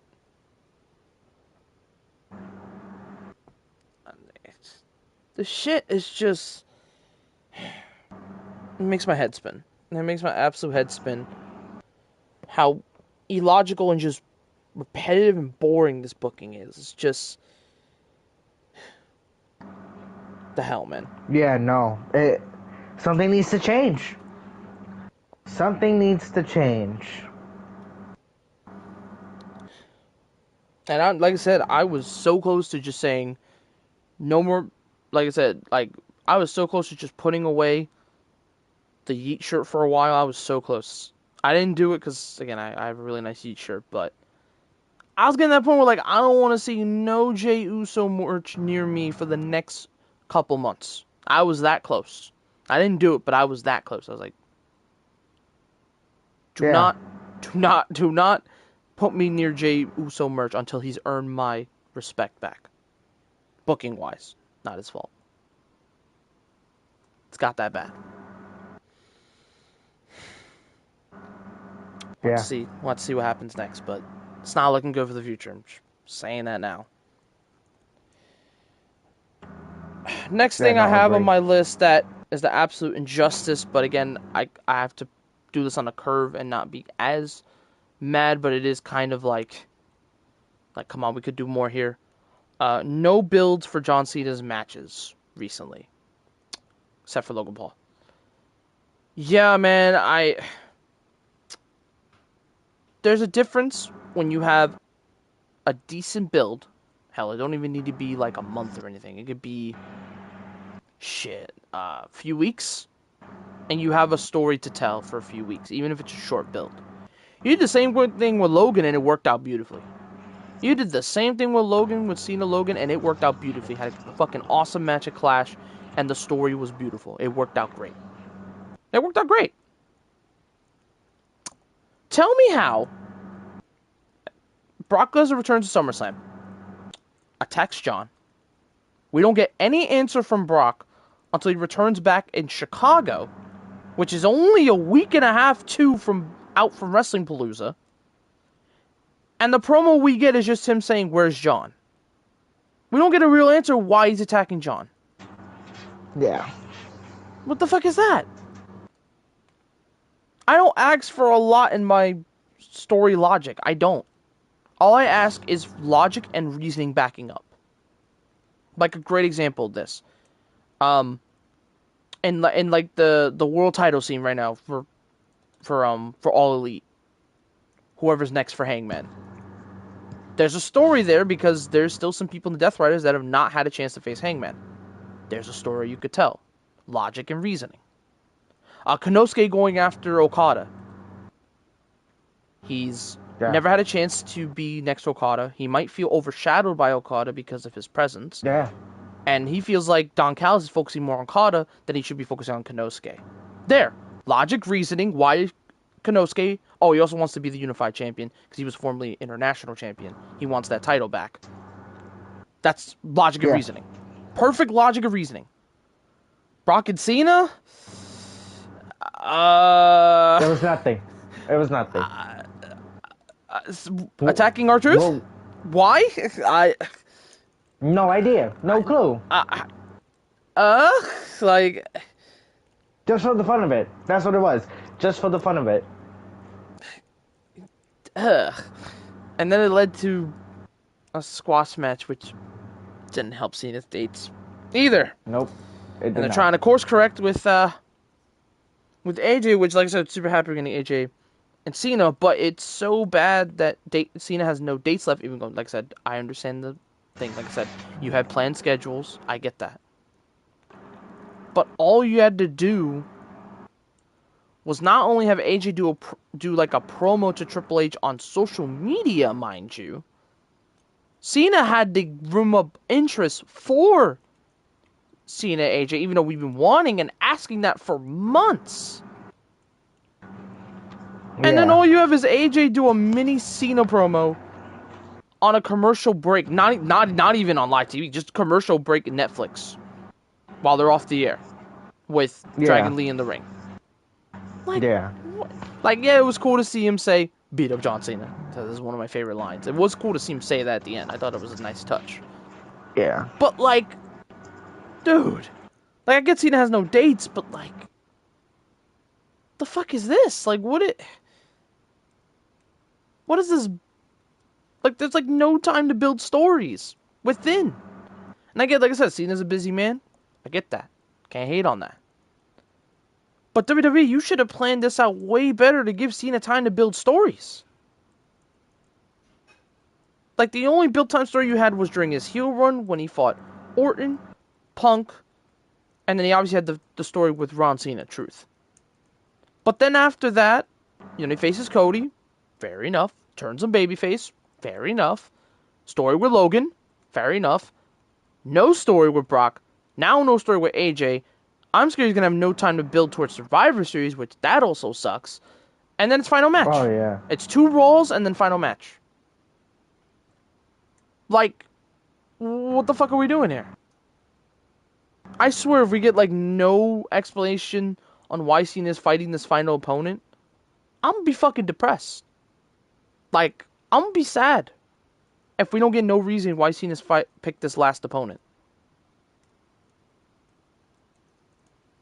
Again, just just inaccurate booking. It's frustrating. It's just I don't get it. I don't get it.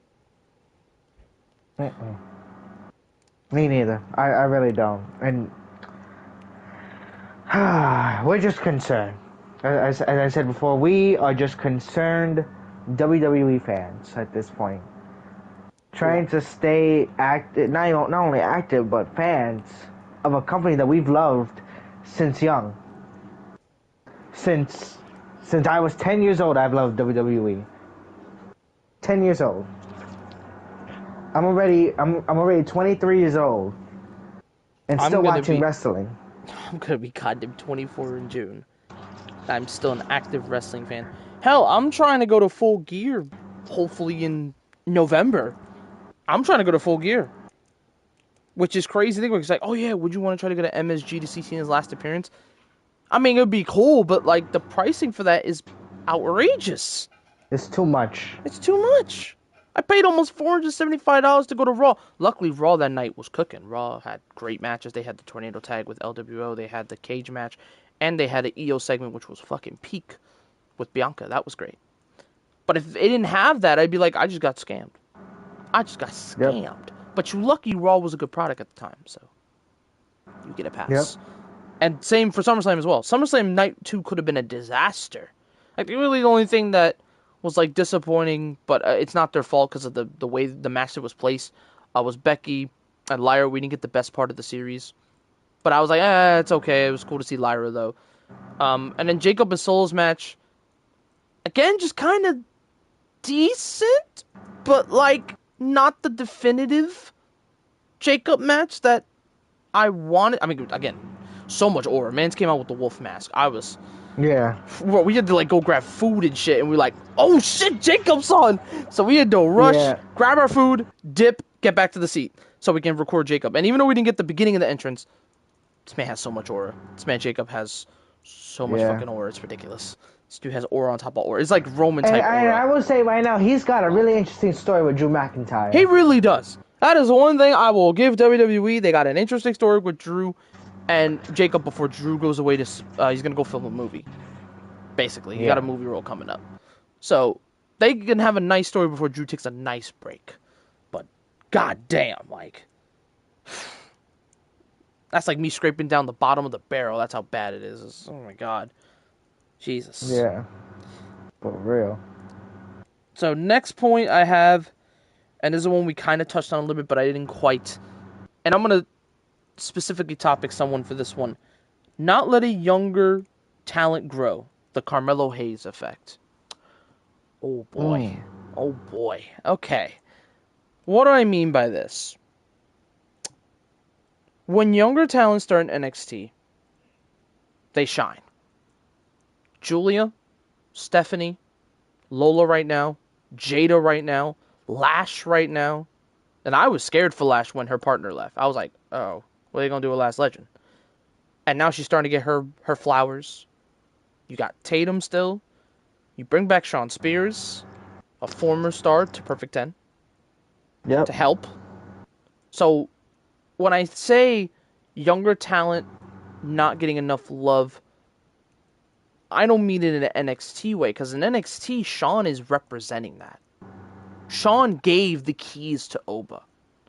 Shawn is now about to give the keys to Ricky Saints, because he won the title this weekend. Shawn is probably going to continue to build with Lola. That's why, like, I'm a little concerned it might take a while, but I'm still being patient because Lola still has a long way to go.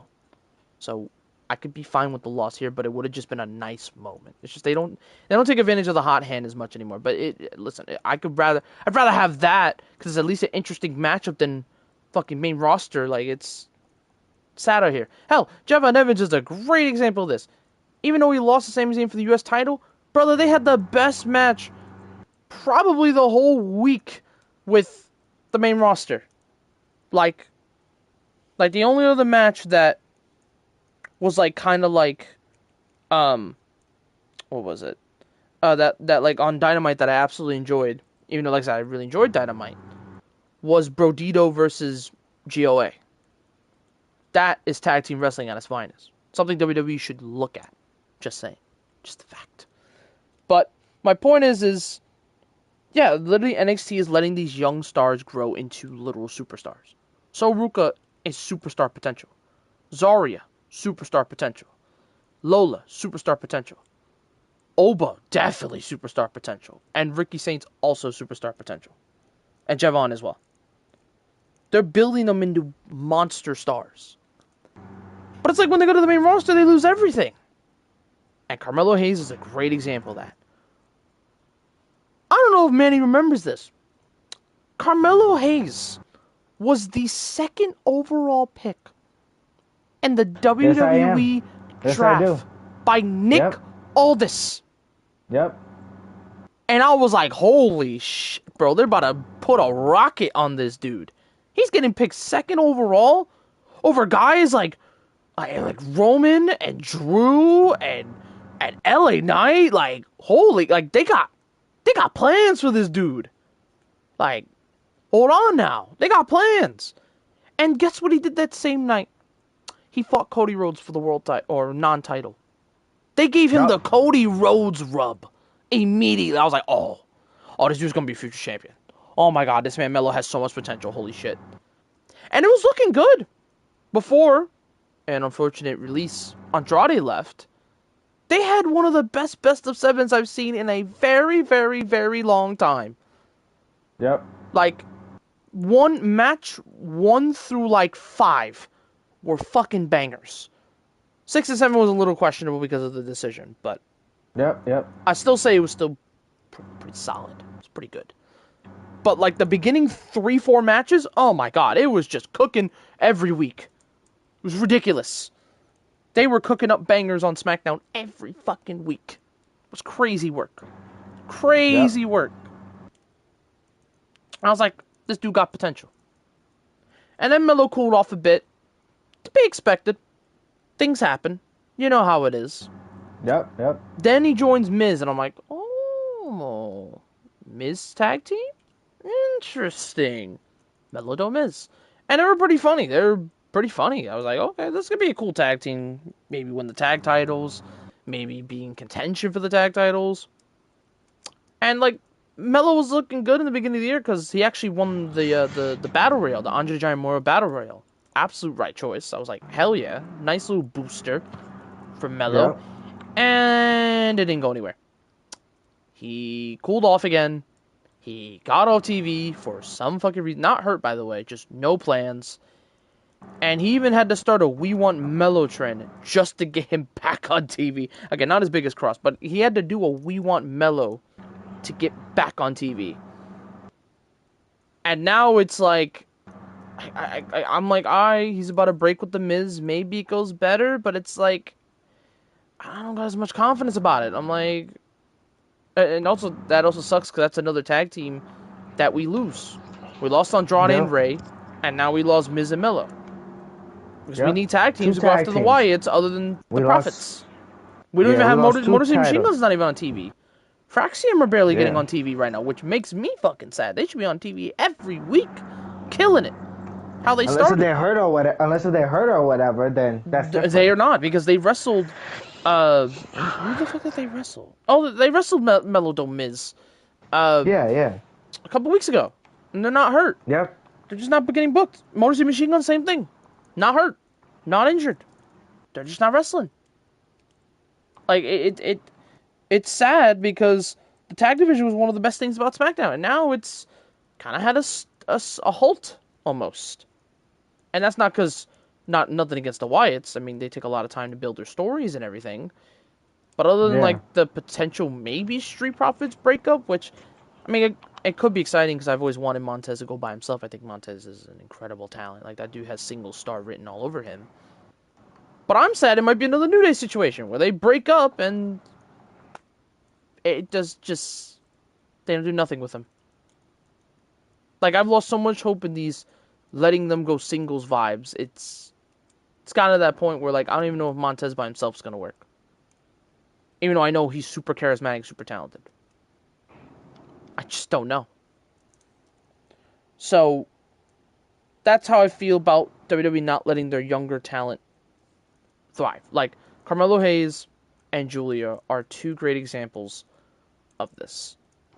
Because Julia should be having a monster title reign right now, just like Becky.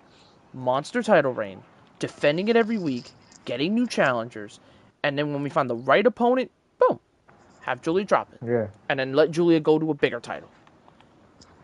Because I'm in the argument where I'm like, she's not even ready to go after Tiffy. It'd be nice to have some difference, but I don't even think she's ready to go after Tiffy. No way. She's not ready to go after Tiffy. And Tiffy's a whole different situation where, oh my god, they have like no people for her either. Like the SmackDown Women's Division is just generally fucked. They got like no women for both women. It is a barren wasteland over there. It took Steffi Victor to come from Raw to give Tiffy some life going in a Crown Jewel. And that's only an exhibition. It's for a stupid Crown Jewel belt and ring. Yeah. What the fuck? But yeah, generally my point is like, I'm scared when these NXT people call up, they're going to lose everything. Except for maybe a few names, but even I'm scared they might lose. Yeah. And those names are Ricky Saints, Javon Evans, Oba, and I would say Solrook. Yeah, Solrook was the other one. Those four, I'm pretty confident they're going to be okay on the main roster. But everyone else that gets called up, at some point,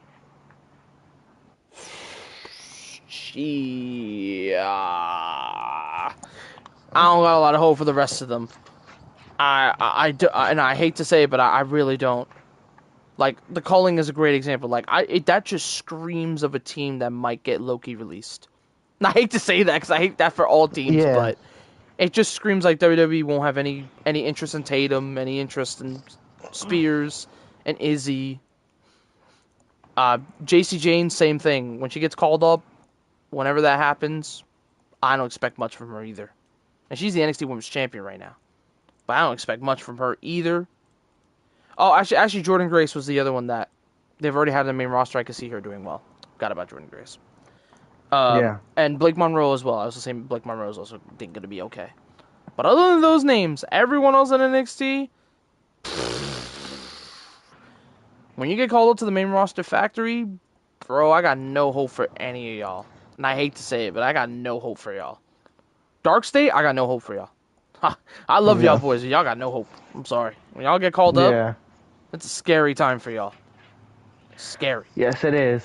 Like, I'm telling you. Like, other than the names that I named, hell, I'm even scared for my girl Lola. Because, like, yeah, they've been doing stuff with AAA and stuff, but what if she doesn't win a championship and gets called up? It's going to be another Bobby Roode situation. And I don't want that. Yep. Like, it's... WWE, you have a future greats. Oh, I also forgot Trick Williams. Trick Williams is another one I think he'll be fine on the main roster. But, Yeah. other than those names I named, firstly, if you fuck up all those names I just named, yo, there's a fucking problem. If you fuck up Jevon and Oba, oh, I'm never gonna let that go. I'm never gonna let that go. You know how I never let go of when y'all fucked up Keith Lee and did Bearcat Lee? I remember. Oh God. I remember. God. I don't want that for Oba. I'm just saying. If we Not get that for Bearcat. Oba, oh, it's over. Oh, it's done. I'm done. I'm done at that point. I'm leaving the WWE board. I'm out. I'm out that bitch. Nope. You do that to both Jevon and Oba, I'm done. I'm done. Because you have a perfect setup for Oba to dominate the main roster and win a championship. I swear if y'all fuck this up, I swear to God. You know what would be crazy? I will not be mad if he's the one to dethrone Sami Zayn. I've literally seen this opinion, and I 100% agree. No, this is Sammy, by the way. I think Sammy's open challenge has been a lot of fun. Yes. But if it's Sammy's last open challenge opponent, Oba steps up, have him do like a North American thing where he won the title immediately, let him go on a run for like 2 months, 3 months. That's perfect. That's a perfect booking right there. And hell, you could even bring Sammy, instead of just doing them on SmackDown, maybe Sammy does like a pay-per-view open challenge, have Oba come out. That could be kind of fun. So there are some things you can do with it. But I'm still very scared of the prospect of Oba because for some reason WWE does not know how to get big man right except for Drew McIntyre. But even Drew McIntyre is getting screwed over because that man hasn't won a title since like 2024.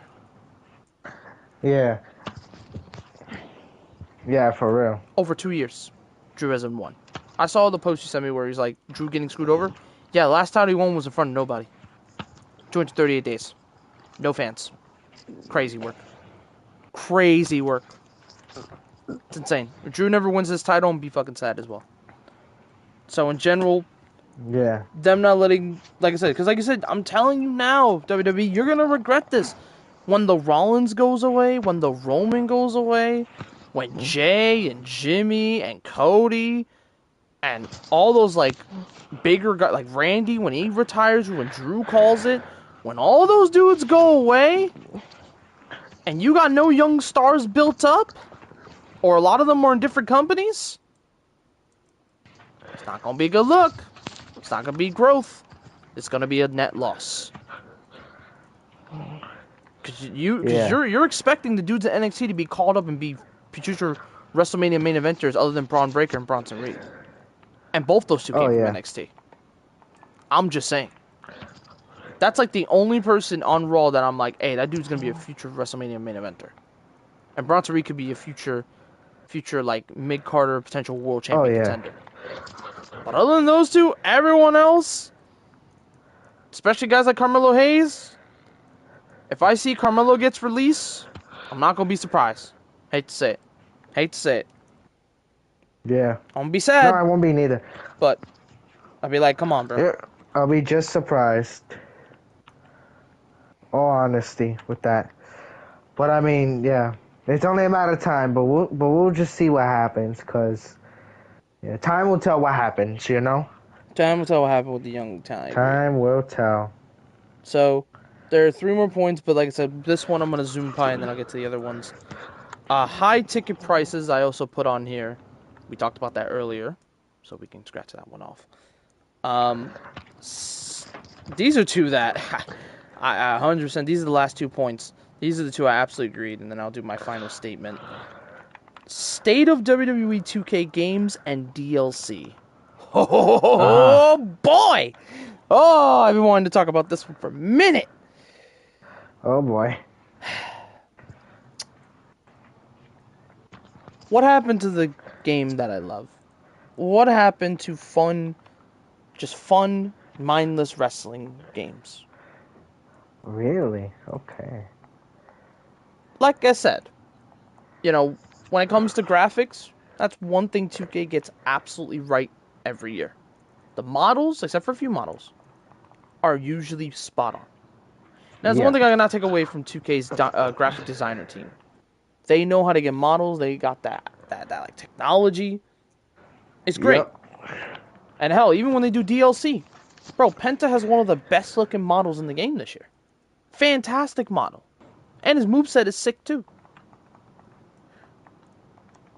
But man, oh man. Saying it now. The way y'all did DLC this year, and the microtransactions with my faction with the personas, you've not only alienated most of your fan base, because people don't want to do my faction to get cards. They don't want to do that. And I get that. You not only made it damn near impossible to get some of the coolest models in the game. You not only... And the worst thing you ever added was the island. Making things island exclusive. You made us pay 50,000 VC for Goldberg and Nikki Bella. You're making us pay for characters that are already in the game. I gotta admit though, that was ridiculous. I'm not gonna lie, that was ridiculous. And you know my ass bought it because I wanted Nikki. Because I need to fill out my roster for Universe mode. I'm going with my custom superstar. But it was a regrettable purchase. Like, what the fuck, bro? You glad I was prepared and I paid 20, but like, at least I didn't have to do the story to get both. All I had to do was just buy them. But it's like, yeah, bro, you could have just made them like just $10, and I'd be like, all right, $10, it is what it is, or $5 even, or hell, do something that you used to do, make them free. Not everything has to be about money, bro. I get it, you're making profit, and that's how business works. But there are certain things you don't need for money. Hey, y'all making too much profit. Y'all making too much fucking money. It's ruining the product. We love her, but y'all doing too much. You literally set up, and this is the worst thing they did with DLC this year. And I swear, if this come back next year, I swear to God, y'all set up celebrity DLC when you could have at NXT. First of all, because there's a ton of NXT people that are not in the game. Zarya's not in the game. Adriana Rizzo's not in the game. Dark State's not in the game. Yeah. There's so many teams and names that are not in this game. That are not in this game. Because you put a fucking celebrity spot. And I get it. It's an appeal. You know, what if we got like an Ice Show Speed?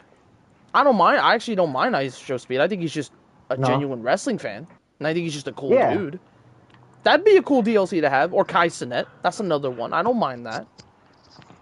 But when you promised us a fucking rapper, Travis Scott, and then he gets cold feet And you have to wait until the end of July to tell us, oh yeah, the DLC's El Grande Americano. When the mask is already on the island!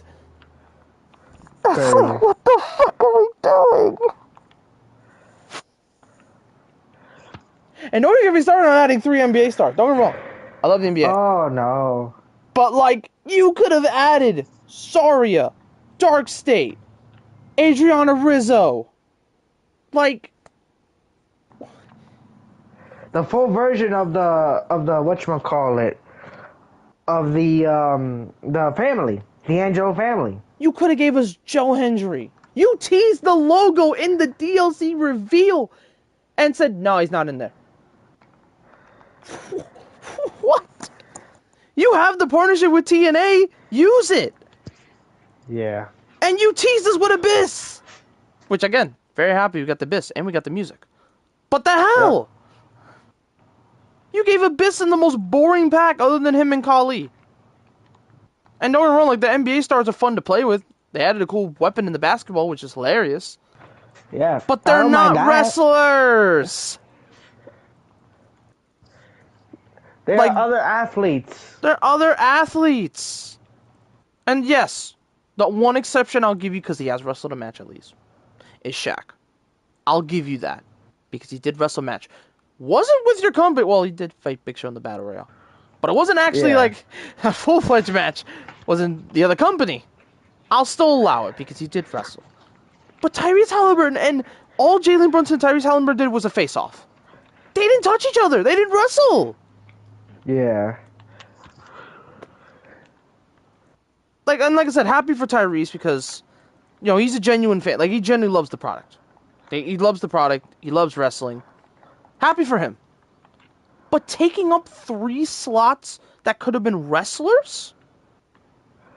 Yep. Like, I understand if you take 1 or 2. Alright, cool, whatever. As long as the rest of the talent is wrestling. Cool. You took up 3 slots. You took half the pack. The only 2 other actual wrestlers is Abyss and Khali. How is it that the only pack that I was interested in was the one with Stephanie and the one with Jordan Grace and Penta? And also the Attitude Era. The Attitude Era one was actually pretty good. I actually enjoyed that one. That was the best pack of the year. I enjoyed that one. That one was fun. That one was fun. Yeah, how do I only enjoy those 3, but the rest of the other packs has some celebrities that... Why are they there? And why... Here's another thing. Why did you make us grind the island for a Prime bottle? But you gave us KSI in a Prime bottle months after. What's that about? And why do we have to wait so long for him? He came after the DLC. Like, what were y'all smoking this year with the DLC? Oh my god. Oh, yeah. Literally the most frustrating DLC year I've ever had. Like, don't worry, last year was definitely frustrating enough, but there was still some decent content. I was like, you know what? This is still fun. But, like, this one was just frustrating because I didn't get... Bro, I paid for the $50 season pass. I paid for the Undertaker edition. And I didn't get my content until months later. That's wild. I got false advertised scammed. I had to wait until this month just to get the first DLC, A Grande Americana. And don't get me wrong, he's fun to play with. I will give you that. Yeah. But holy hell, why did you make us wait until fucking September? Yeah. He should have been in the middle of the year. Yeah. If there was going to be a problem with Travis. Yeah. Nah, for real. Holy hell. I gotta admit though, gameplay-wise, aside from the island... When it functions, because there's sometimes where it gets a little buggy. Yeah. It's fun. No, there was... Especially in the beginning. That's the worst part. It's actually fun. It's fun. But it's also like at the same time, what is the whole point of doing these grinds if we have to pay for them? That was ridiculous. That was also ridiculous. And on top of all that, bro, don't even get me started on my faction, bro. You put an AJ Styles TNA version through a fucking paywall because you have to get a certain card, and then you gotta get this pink diamond, and you gotta get this pink diamond, and you gotta get this pink diamond to finally get to AJ. Like, why is there so many steps? Just Yeah. say, grind it on solo play, maybe do some challenges like how NBA does it, and then you can Yeah. fight AJ. No! You're basically making us buy packs to get to cards that we want. There were so many personas I wanted, but you had to get a pink diamond for them. You had to get a diamond Yep. for them that you had to buy via packs. And I wasn't doing that this year. Last year I did it Nope. because it was the first year. I wanted to be fair and complete my roster. This year, the only one I was able to get was a few old ones I had to get. Like, I didn't get Rollins 14 last year. I got that one finally this year. But that one was at least free. All you had to do was just grind World Tour and you get it. But, like, these other ones, man, like, holy hell. It's a grind fest just to get some of these personas. And the worst part about it, they actually gave the right music to all of them. So it's the one year I asked, hey, can we get the right music? That was my problem last year. We didn't get the right music for all of them. But can we get the No. right music? Bro, you lended out that TNA It's Time to Fly or Get Ready to Fly theme. And I gotta pay to... it's just like, bro... And I swear, if I hear, oh yeah, young AJ's in the TNA pack next year, I'm gonna be like, bro, you just Alright, bro. You're giving us old content, not new content. Alright, bro. Alright, bro.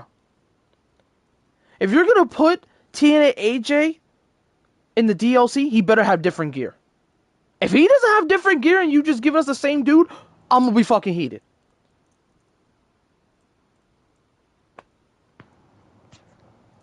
Yeah. This is a joke, man. God.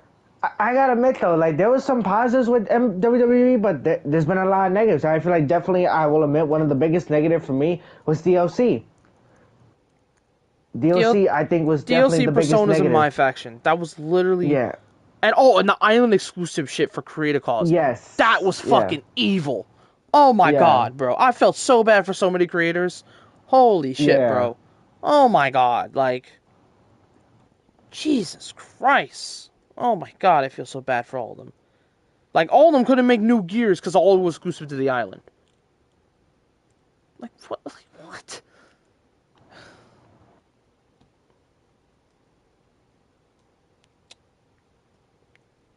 Yeah, no, it was unbelievable. Unbelievable. It's unfucking believable. Unfucking believable. And then I guess my last state of the dress, and then I will do my final statement. Mm-hmm. The tag team division. We talked about it a little bit. I don't want to go too in-depth in it because it's a quick thing. But this is literally my final statement for that. And then I'll get to my last statement about WWE as a whole. Mm-hmm. WWE. I just want to say, because I know a lot of people get mad at me when I talk shit about this guy, but it is not his fault. Finn Balor and JD McDonough. Talent-wise, I fucking love those two. I don't diss Finn's stuff because of him. I don't do that. I recently watched him and Seth Rollins for the Universal title when he got hurt. Because that's how fucking talented he is. Even at age 40, Finn is talented. JD McDonough, mid-30s, talented. I don't want to diss them or the Judgment Day at all. The people that are involved. Because all of them are doing a great job. Dom especially as well. But holy shit, WWE. Get those fucking titles off them now! Yeah. You're populating your Raw division! How is it that other brands are having great tag team wrestling? NXT has Dark State, who are about to face the legendary team of the Hardy Bros. Hardy Bros got TNA. AEW, Brodito. There are some names that I generally enjoy. But, bro, how is it that... And like I said, SmackDown's gotten a little stagnant because of, obviously, the whole whites and everything. I understand. Yeah. It's hard to work around that. But I'm giving them a pass, because at least they have teams, when they get firing back on teams, they're going to be okay. But the Raw? Where's the Creeds? I don't give a shit about the New Day. The only team I care about is the Bronze. And even them, I'm scared they're going to fuck up their reign. I guess you got War Raiders, but War Raiders with Penta. That doesn't work. And Yeah. Penta, even if he were to go to tag titles, he would need Rey Fenix. And Rey's on SmackDown.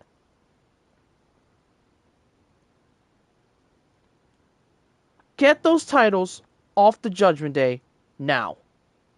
Immediately. If you don't do it by the end of the year, and we go into 2026 with them as champions, I'm not watching the tag division. I'm not doing it. Yeah, no, I agree. I'm not doing it. And like I said, I'm not trying to disrespect JD McDonough and Finn Balor at all. When they have their matches, those fuckers are talented. I just want to preface that now. I'm not dissing Finn Balor's talent and his mic work or anything like that. Same, JD is a workhorse. Hell, I would argue JD should be an Intercontinental Champion right now. That's what I would argue. He should be a U.S. Champion right now. I would argue that. That's how much love I have for JD. Yeah. You don't take these fucking tag titles off both of them, your division's never going to get better. Your division's never going to get better. They just hold it like a trophy, which you should probably do, but they don't defend them. That's the problem. If they would defend them, I wouldn't care. I'd be like, oh yeah, they're defending them. That's fine. But you don't have defenses for them. They're just stuck with Dom Dom, doing stories. And you've been building this Dom and Finn breakup, but is it going to actually happen? Or we're going to have to wait? Because I don't want to get tired. Like I said, I think when Liv Morgan comes back, things are going to finally go into motion. I do agree, Liv kind of ruined the trajectory of this story, even though, again, not her fault, just injuries. It is what it is. Yeah. But when she gets back, if there is no movement in this fucking story, I'm going to be fucking mad. Because you waited for her to get back to do movement. You continuously, week after week, tease Finn and Roxanne breaking up the Judgment Day. But until Liv gets back, it's going to get boring and repetitive. And you have a team that doesn't defend their fucking titles. Again, not their fault. The fuck are we doing? The fuck are we doing? Generally, what the fuck are we doing with this division? Yeah. WWE Raw has the worst tag division I've ever seen in my life. And I thought NXT 2.0 was bad. No. No, Raw's worse. Because at least on NXT 2.0, they tried to defend them titles. I thought Hank and Tank, no disrespect to Hank and Tank, I thought they were going to have the worst reign this year. Not the case. They do not have the worst reign. The Judgment Day have the worst reign. Oh my god. Never thought I'd say that. I'm giving the Hank and Tank, which didn't almost do as much as what the Judgment Day did, not defending them, more love than what the Judgment Day are doing with those tag titles. Yeah. It is a disgrace to the talent of Finn Balor, JD, Dom, and the rest of the Judgment Day. Because they should not be catching strays like this. But WWE puts them in a spot where people are gonna criticize them. But here's the thing, though, and not just that, though. You can't be mad if people are criticizing them and ignore Triple H. Because you're over here saying that the internet is real. Sometimes it isn't. I'm not going to cap. Sometimes it isn't. There are fake news and fake rumors that spread. Sure. That's with any company in general. Absolutely. But at the same time, you need to listen to your fans. Or else you're not going to have a product very profitable for long. And then when TKO is asking, what's going on? What's going on with the money? What you gonna say? You can't. What are you going to say? You're gonna try to lie to them, but TKO's gonna look and be like, why are you lying to us? You can't lie to the investors. You can't do that. Yeah. You do that, they will throw you off a fucking wall. They'll kick you out. They'll kick you out. They'll stop investing. If you're not returning profit to them, You're gonna be They're not going to out. invest in you as much. They're going to Yeah, invest in not UFC. anymore. They're going to invest in Zuma boxing. Which, speaking of that, Zuffa Boxing is coming to Paramount Paramount. saw that partnership. Again, like I said, one price a year, $12.99 for boxing, UFC. That's a win. That's a win for me. Especially if Dana builds it right, yeah. That's a win. That's a winner right there. But like generally, this will be my final statement on the tag division, and I'll say my final state of address message to WWE. You either take those titles off Judgment Day, or the tag division is going to go nowhere. You keep it on them during WrestleMania weekend, nothing's going to happen. The division is just Nope. going to continue to fall. And you could have a banger match on Raw as much as you want. But if there's no teams defending the titles to fight for, then what the hell are we doing?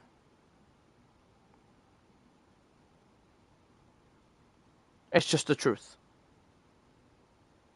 Oh yeah. Vision was sad, man. Jesus. That's all my rubrics I have, all my notes. My notes are done. I can move my phone over. Enough of that. Yeah. Now it's time for This my is what. final Yep. message to WWE. WWE. Triple H. TKO. I'm looking at all of you right now. Get your shit together. Yeah. Us wrestling fans don't ask for a lot, actually. All we ask is this. Fun and interesting stories, cool returns, and great wrestling. That's all we ask. It's not a lot. And your ineptitude of booking has sabotaged mine and some fandoms' hearts. I literally watched a really good content creator called Small Fro, who was a massive WWE fan. And he was saying, yo, I don't care about anything on Raw. And he's a loyal fan. He's done work for you guys. If you got him saying, I don't care about the product, you know something's wrong. Who is it?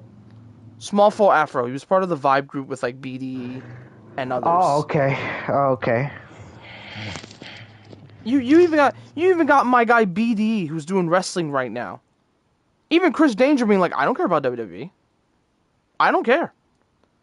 If you got your loyal fan creators being like, we don't care, that's bad. That's rough. Yeah. That's rough. If you got, like, me, who has been somewhat loyal for a long time, even though I stopped a little bit in 2018 and started becoming a loyal fan in 2022 to 2023, me saying, oh yeah, I'd rather watch something else than watch Raw. I'd rather avoid Raw completely. I literally had to text Manny, hey, I'm avoiding Raw for like a month or two. And he's like, why? It's like, I can't do it anymore. I can't do it. The booking has just made my head spin. And then eventually I stopped watching Raw. It's a trickle effect. When your product is uninteresting as fuck, nobody's gonna watch. It's as simple as that. Because SmackDown, I've already had my gripes with SmackDown. But now even Raw, the one brand I'm like, oh yeah, Raw's probably doing better. Nope. Raw's even getting uninteresting now. Which sickens me, because Raw was supposed to be the main thing that, you know, SmackDown's doing bad, that's okay. We got Raw to save. Nope. Brother, the only thing in WWE that I generally enjoy is fucking NXT. And that's a secondary brand. Oh my god. But main roster, you gotta do better. Triple H, you gotta do better. Writers, you gotta do better. Everyone has to do better. The only people that I'm not gonna say have to do better is the talent. The talent deserve more, actually. The talent that go every week to these shows, traveling, and airports and everything, they deserve everything. But the booking needs to change. Shakeups need to happen. Rosters need to be flipped. If y'all don't do that, if y'all don't do a draft by next year, y'all roster's cooked. I'm sorry. And this is going to be my stance. As of this point going forward, I didn't want to do this, but I'm going to do this. Until you prove to me that you are getting better as a brand and as a company, I'm only going to go pay-per-view exclusive. I can't do it with the weekly shows. I'm going to be watching Dynamite and New Japan more often now. Because your product of TV is garbage. Garbage. Trash. It's not good. And people say it's good, they're lying.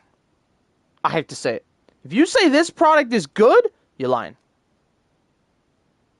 You're lying.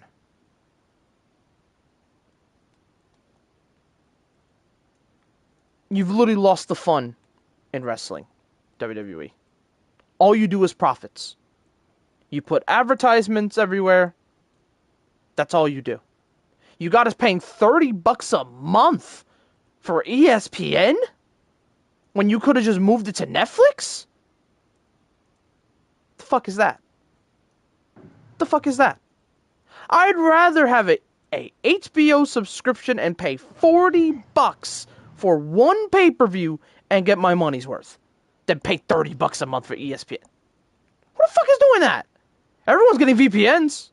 Hell, I got a NordVPN. Manny's got my NordVPN account. Because we're not paying this. I'm not paying this. I'm not paying $30 a month for ESPN. You're fucking wildin'. Unfucking real, bro. And my only final statement to you, WWE, is do fucking better. Take accountability, say you fucked up, and rebuild.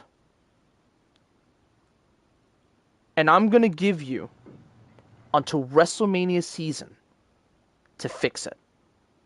If I see another shit WrestleMania, then I'm going to get very close to pulling the plug like how I do with AEW. And I don't want to do that. I don't. I'm very close, though. I don't want to do that. I don't want to do what I did in 2020, 2024, 2023, or beginning of the year for AEW. I don't want to do that. I did that enough this year and focused on your product, and now it's the opposite way around. And I don't want to do that. But I'm very fucking close. You got until WrestleMania to impress me. And no, I'm not watching your stupid Saudi Mania. I'm not doing it. I'm going to skip. This is your last year to step up to the plate. If WrestleMania is ass,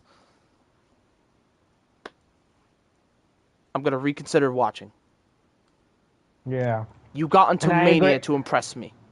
Yeah. And it's not just that, though. The stories have to make sense. Not only make sense, but follow through. They got to be entertaining. Just gonna, yeah. And if you guys are delivering half-ass storylines where you're thinking about pulling the trigger, but you're not going into WrestleMania, I'm sorry, but I'm going to have to agree with Brian here. I don't want to... then I probably might not watch a pay-per-view anymore. I probably might just be like you. Like right now, I think we're on like what you're on. You say you are on a pay per view like what, once a month? Oh, not once a month, but like only on pay per views right now. So literally. Oh, you're about to be. Oh, my fault. I just want to make clear on that. This. Basically, what it is, because I used to do this in 2020 with WWE. Yes. I would only watch the pay per views because stories already built at that point. Yes. You know, Roman and Jay had their like big Hell in a Cell. I watched that. That shit was fire. Bayley versus Sasha Banks, fire. Love that match. But that was because I only watched pay-per-views. I didn't watch TV that much. And that's where I'm kind of at with WWE right now. Because going forward, I'm going to be pay-per-view exclusive. And no, I'm not waking up 8 in the fucking morning to watch Crown Jewel. I'm gonna wake up after and watch it. Not doing that. As an old WWE fan, shit, I'd probably do that. Not now, though. No. I'm not doing that. And also, hell, there might be matches on Crown Jewel I don't even give a fuck about. And I might just skip those. That's how bad it's gotten, where I just need to skim through the pay-per-view, not even watch the whole thing. And I don't want to Yeah. do that. Like, I want Survivor Series War Games to cook. I want that. But right now, the product just doesn't give me hope. Hell, there's a free TV invasion between NXT and TNA next week that looks better than this shit. Yeah. You're letting your lower company cook while you're letting your higher tier company not only make profits that you probably shouldn't even have, but the product's shit.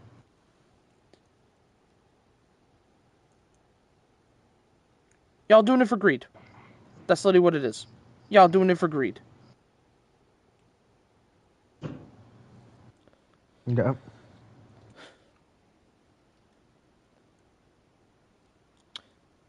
I rest my case. That's my statement. Yeah. Yeah, no. And again, if we don't see change, then we're going to change. That's it. Simple as that. We don't want to do this, but we will if we must. I will say this. I'm very fair with each company. I've done the same with All Elite. They had to earn my trust back. And they did. With just working hard and using their talent. It's a simple job. And that's why I praise AEW this year for having such a nice bounce back. Such a nice bounce back. But, dude, like, we gotta do better, bro. There's nothing more to say. Yep. Hopefully, everyone understands. The best part about wrestling, if you're a massive wrestling fan, there are many other avenues you can go to watch wrestling. You don't have to watch the big companies, AEW and WWE. There's TNA, there's AAA, there's Noah, there's New Japan, there's GCW, there's Progress, there's Defy, DPW, Revolver. There's a lot of options. There's a lot of alternatives. So if you don't like what WWE is doing, go support your local indie wrestling, first of all. That's always a great thing to do. And go support a company that you feel is going to be entertaining. Don't be forced to watch bullshit by corporate companies. Don't do that. Go support indie companies instead. Go support, startup companies that are doing well, like Scott D'Amore's Maple Leaf Pro. That's a great example. Startup company with a guy who has been known to be great in charge. Go support those guys. Go support MLW. MLW's been on the rise recently. Go support them. They got tons of talent. Even though I don't like Riddle for what he said, I like Dijak. I like Max Kruger. Tom Hennigan, or not Tom Hennigan, Tom Stock, I forget his last name, but Bishop Dyer, Baron Corbin, that's who I mean. Like, there's some, the dude from New Japan that does the bread, I forget his name, Kojima's there. Shotzi's there as well. That's another company I've been slowly getting back into, but that's because I support them for what they're doing. They're going in smaller venues, but having great matches with Lucha Libre as well. With Dario from Lucha Underground leading everything. And shout out to Court Bowers, who has been leading MLW for a while. Go support companies like that. Don't fall to this corporate greed. Don't fall in this whole thing of like, oh yeah, I gotta support WWE and only WWE. No, there's alternatives. There's other wrestling out there. If you think WWE's product is bad, don't continue watching it. Just stop watching and go support local indie wrestling. Seriously. And also, oh, for the people that also like buying tickets to wrestling events, it's okay to still buy tickets to go to wrestling events. But don't do it when you know the product's bad and you're going to get overpaid. Don't get scammed. Don't do that. Just go to a place that you genuinely enjoy wrestling and buy that ticket. And try to get it for a fair price. That's another thing. Yeah. Any final thoughts, Manny, before we wrap it up? Uh, no, not at all. Support, like Brian said, there's always alternatives to wrestling that is not good for us. Like whether it's WWE, AEW, the big companies, there's always other places to go to if you're losing your passion for wrestling. Any wrestling company outside of WWE or AEW can be a fun one if you give it a chance. Mm. I leave one last thing to you, Brian, before we close it off is WWE. It's time to listen, and it's time to do better before it's too late. That's all. Absolutely agree. Absolutely 100% agree. Well, I hope you enjoyed this little kind of talk that we have to had. Um, I again, I don't know what the future of this channel holds, but um, it might be just a place where we just talk here and there about certain things, but we just wanted to get our frustrations and feelings out of how we feel about the product because we think WWE can be so much better than what it is right now. It has easily been the most boring it's been in a very long time. And it's something that I 100% agree with. So, that is all. Thank you very much for joining us for the state of address of WWE, and maybe we'll see y'all in the future.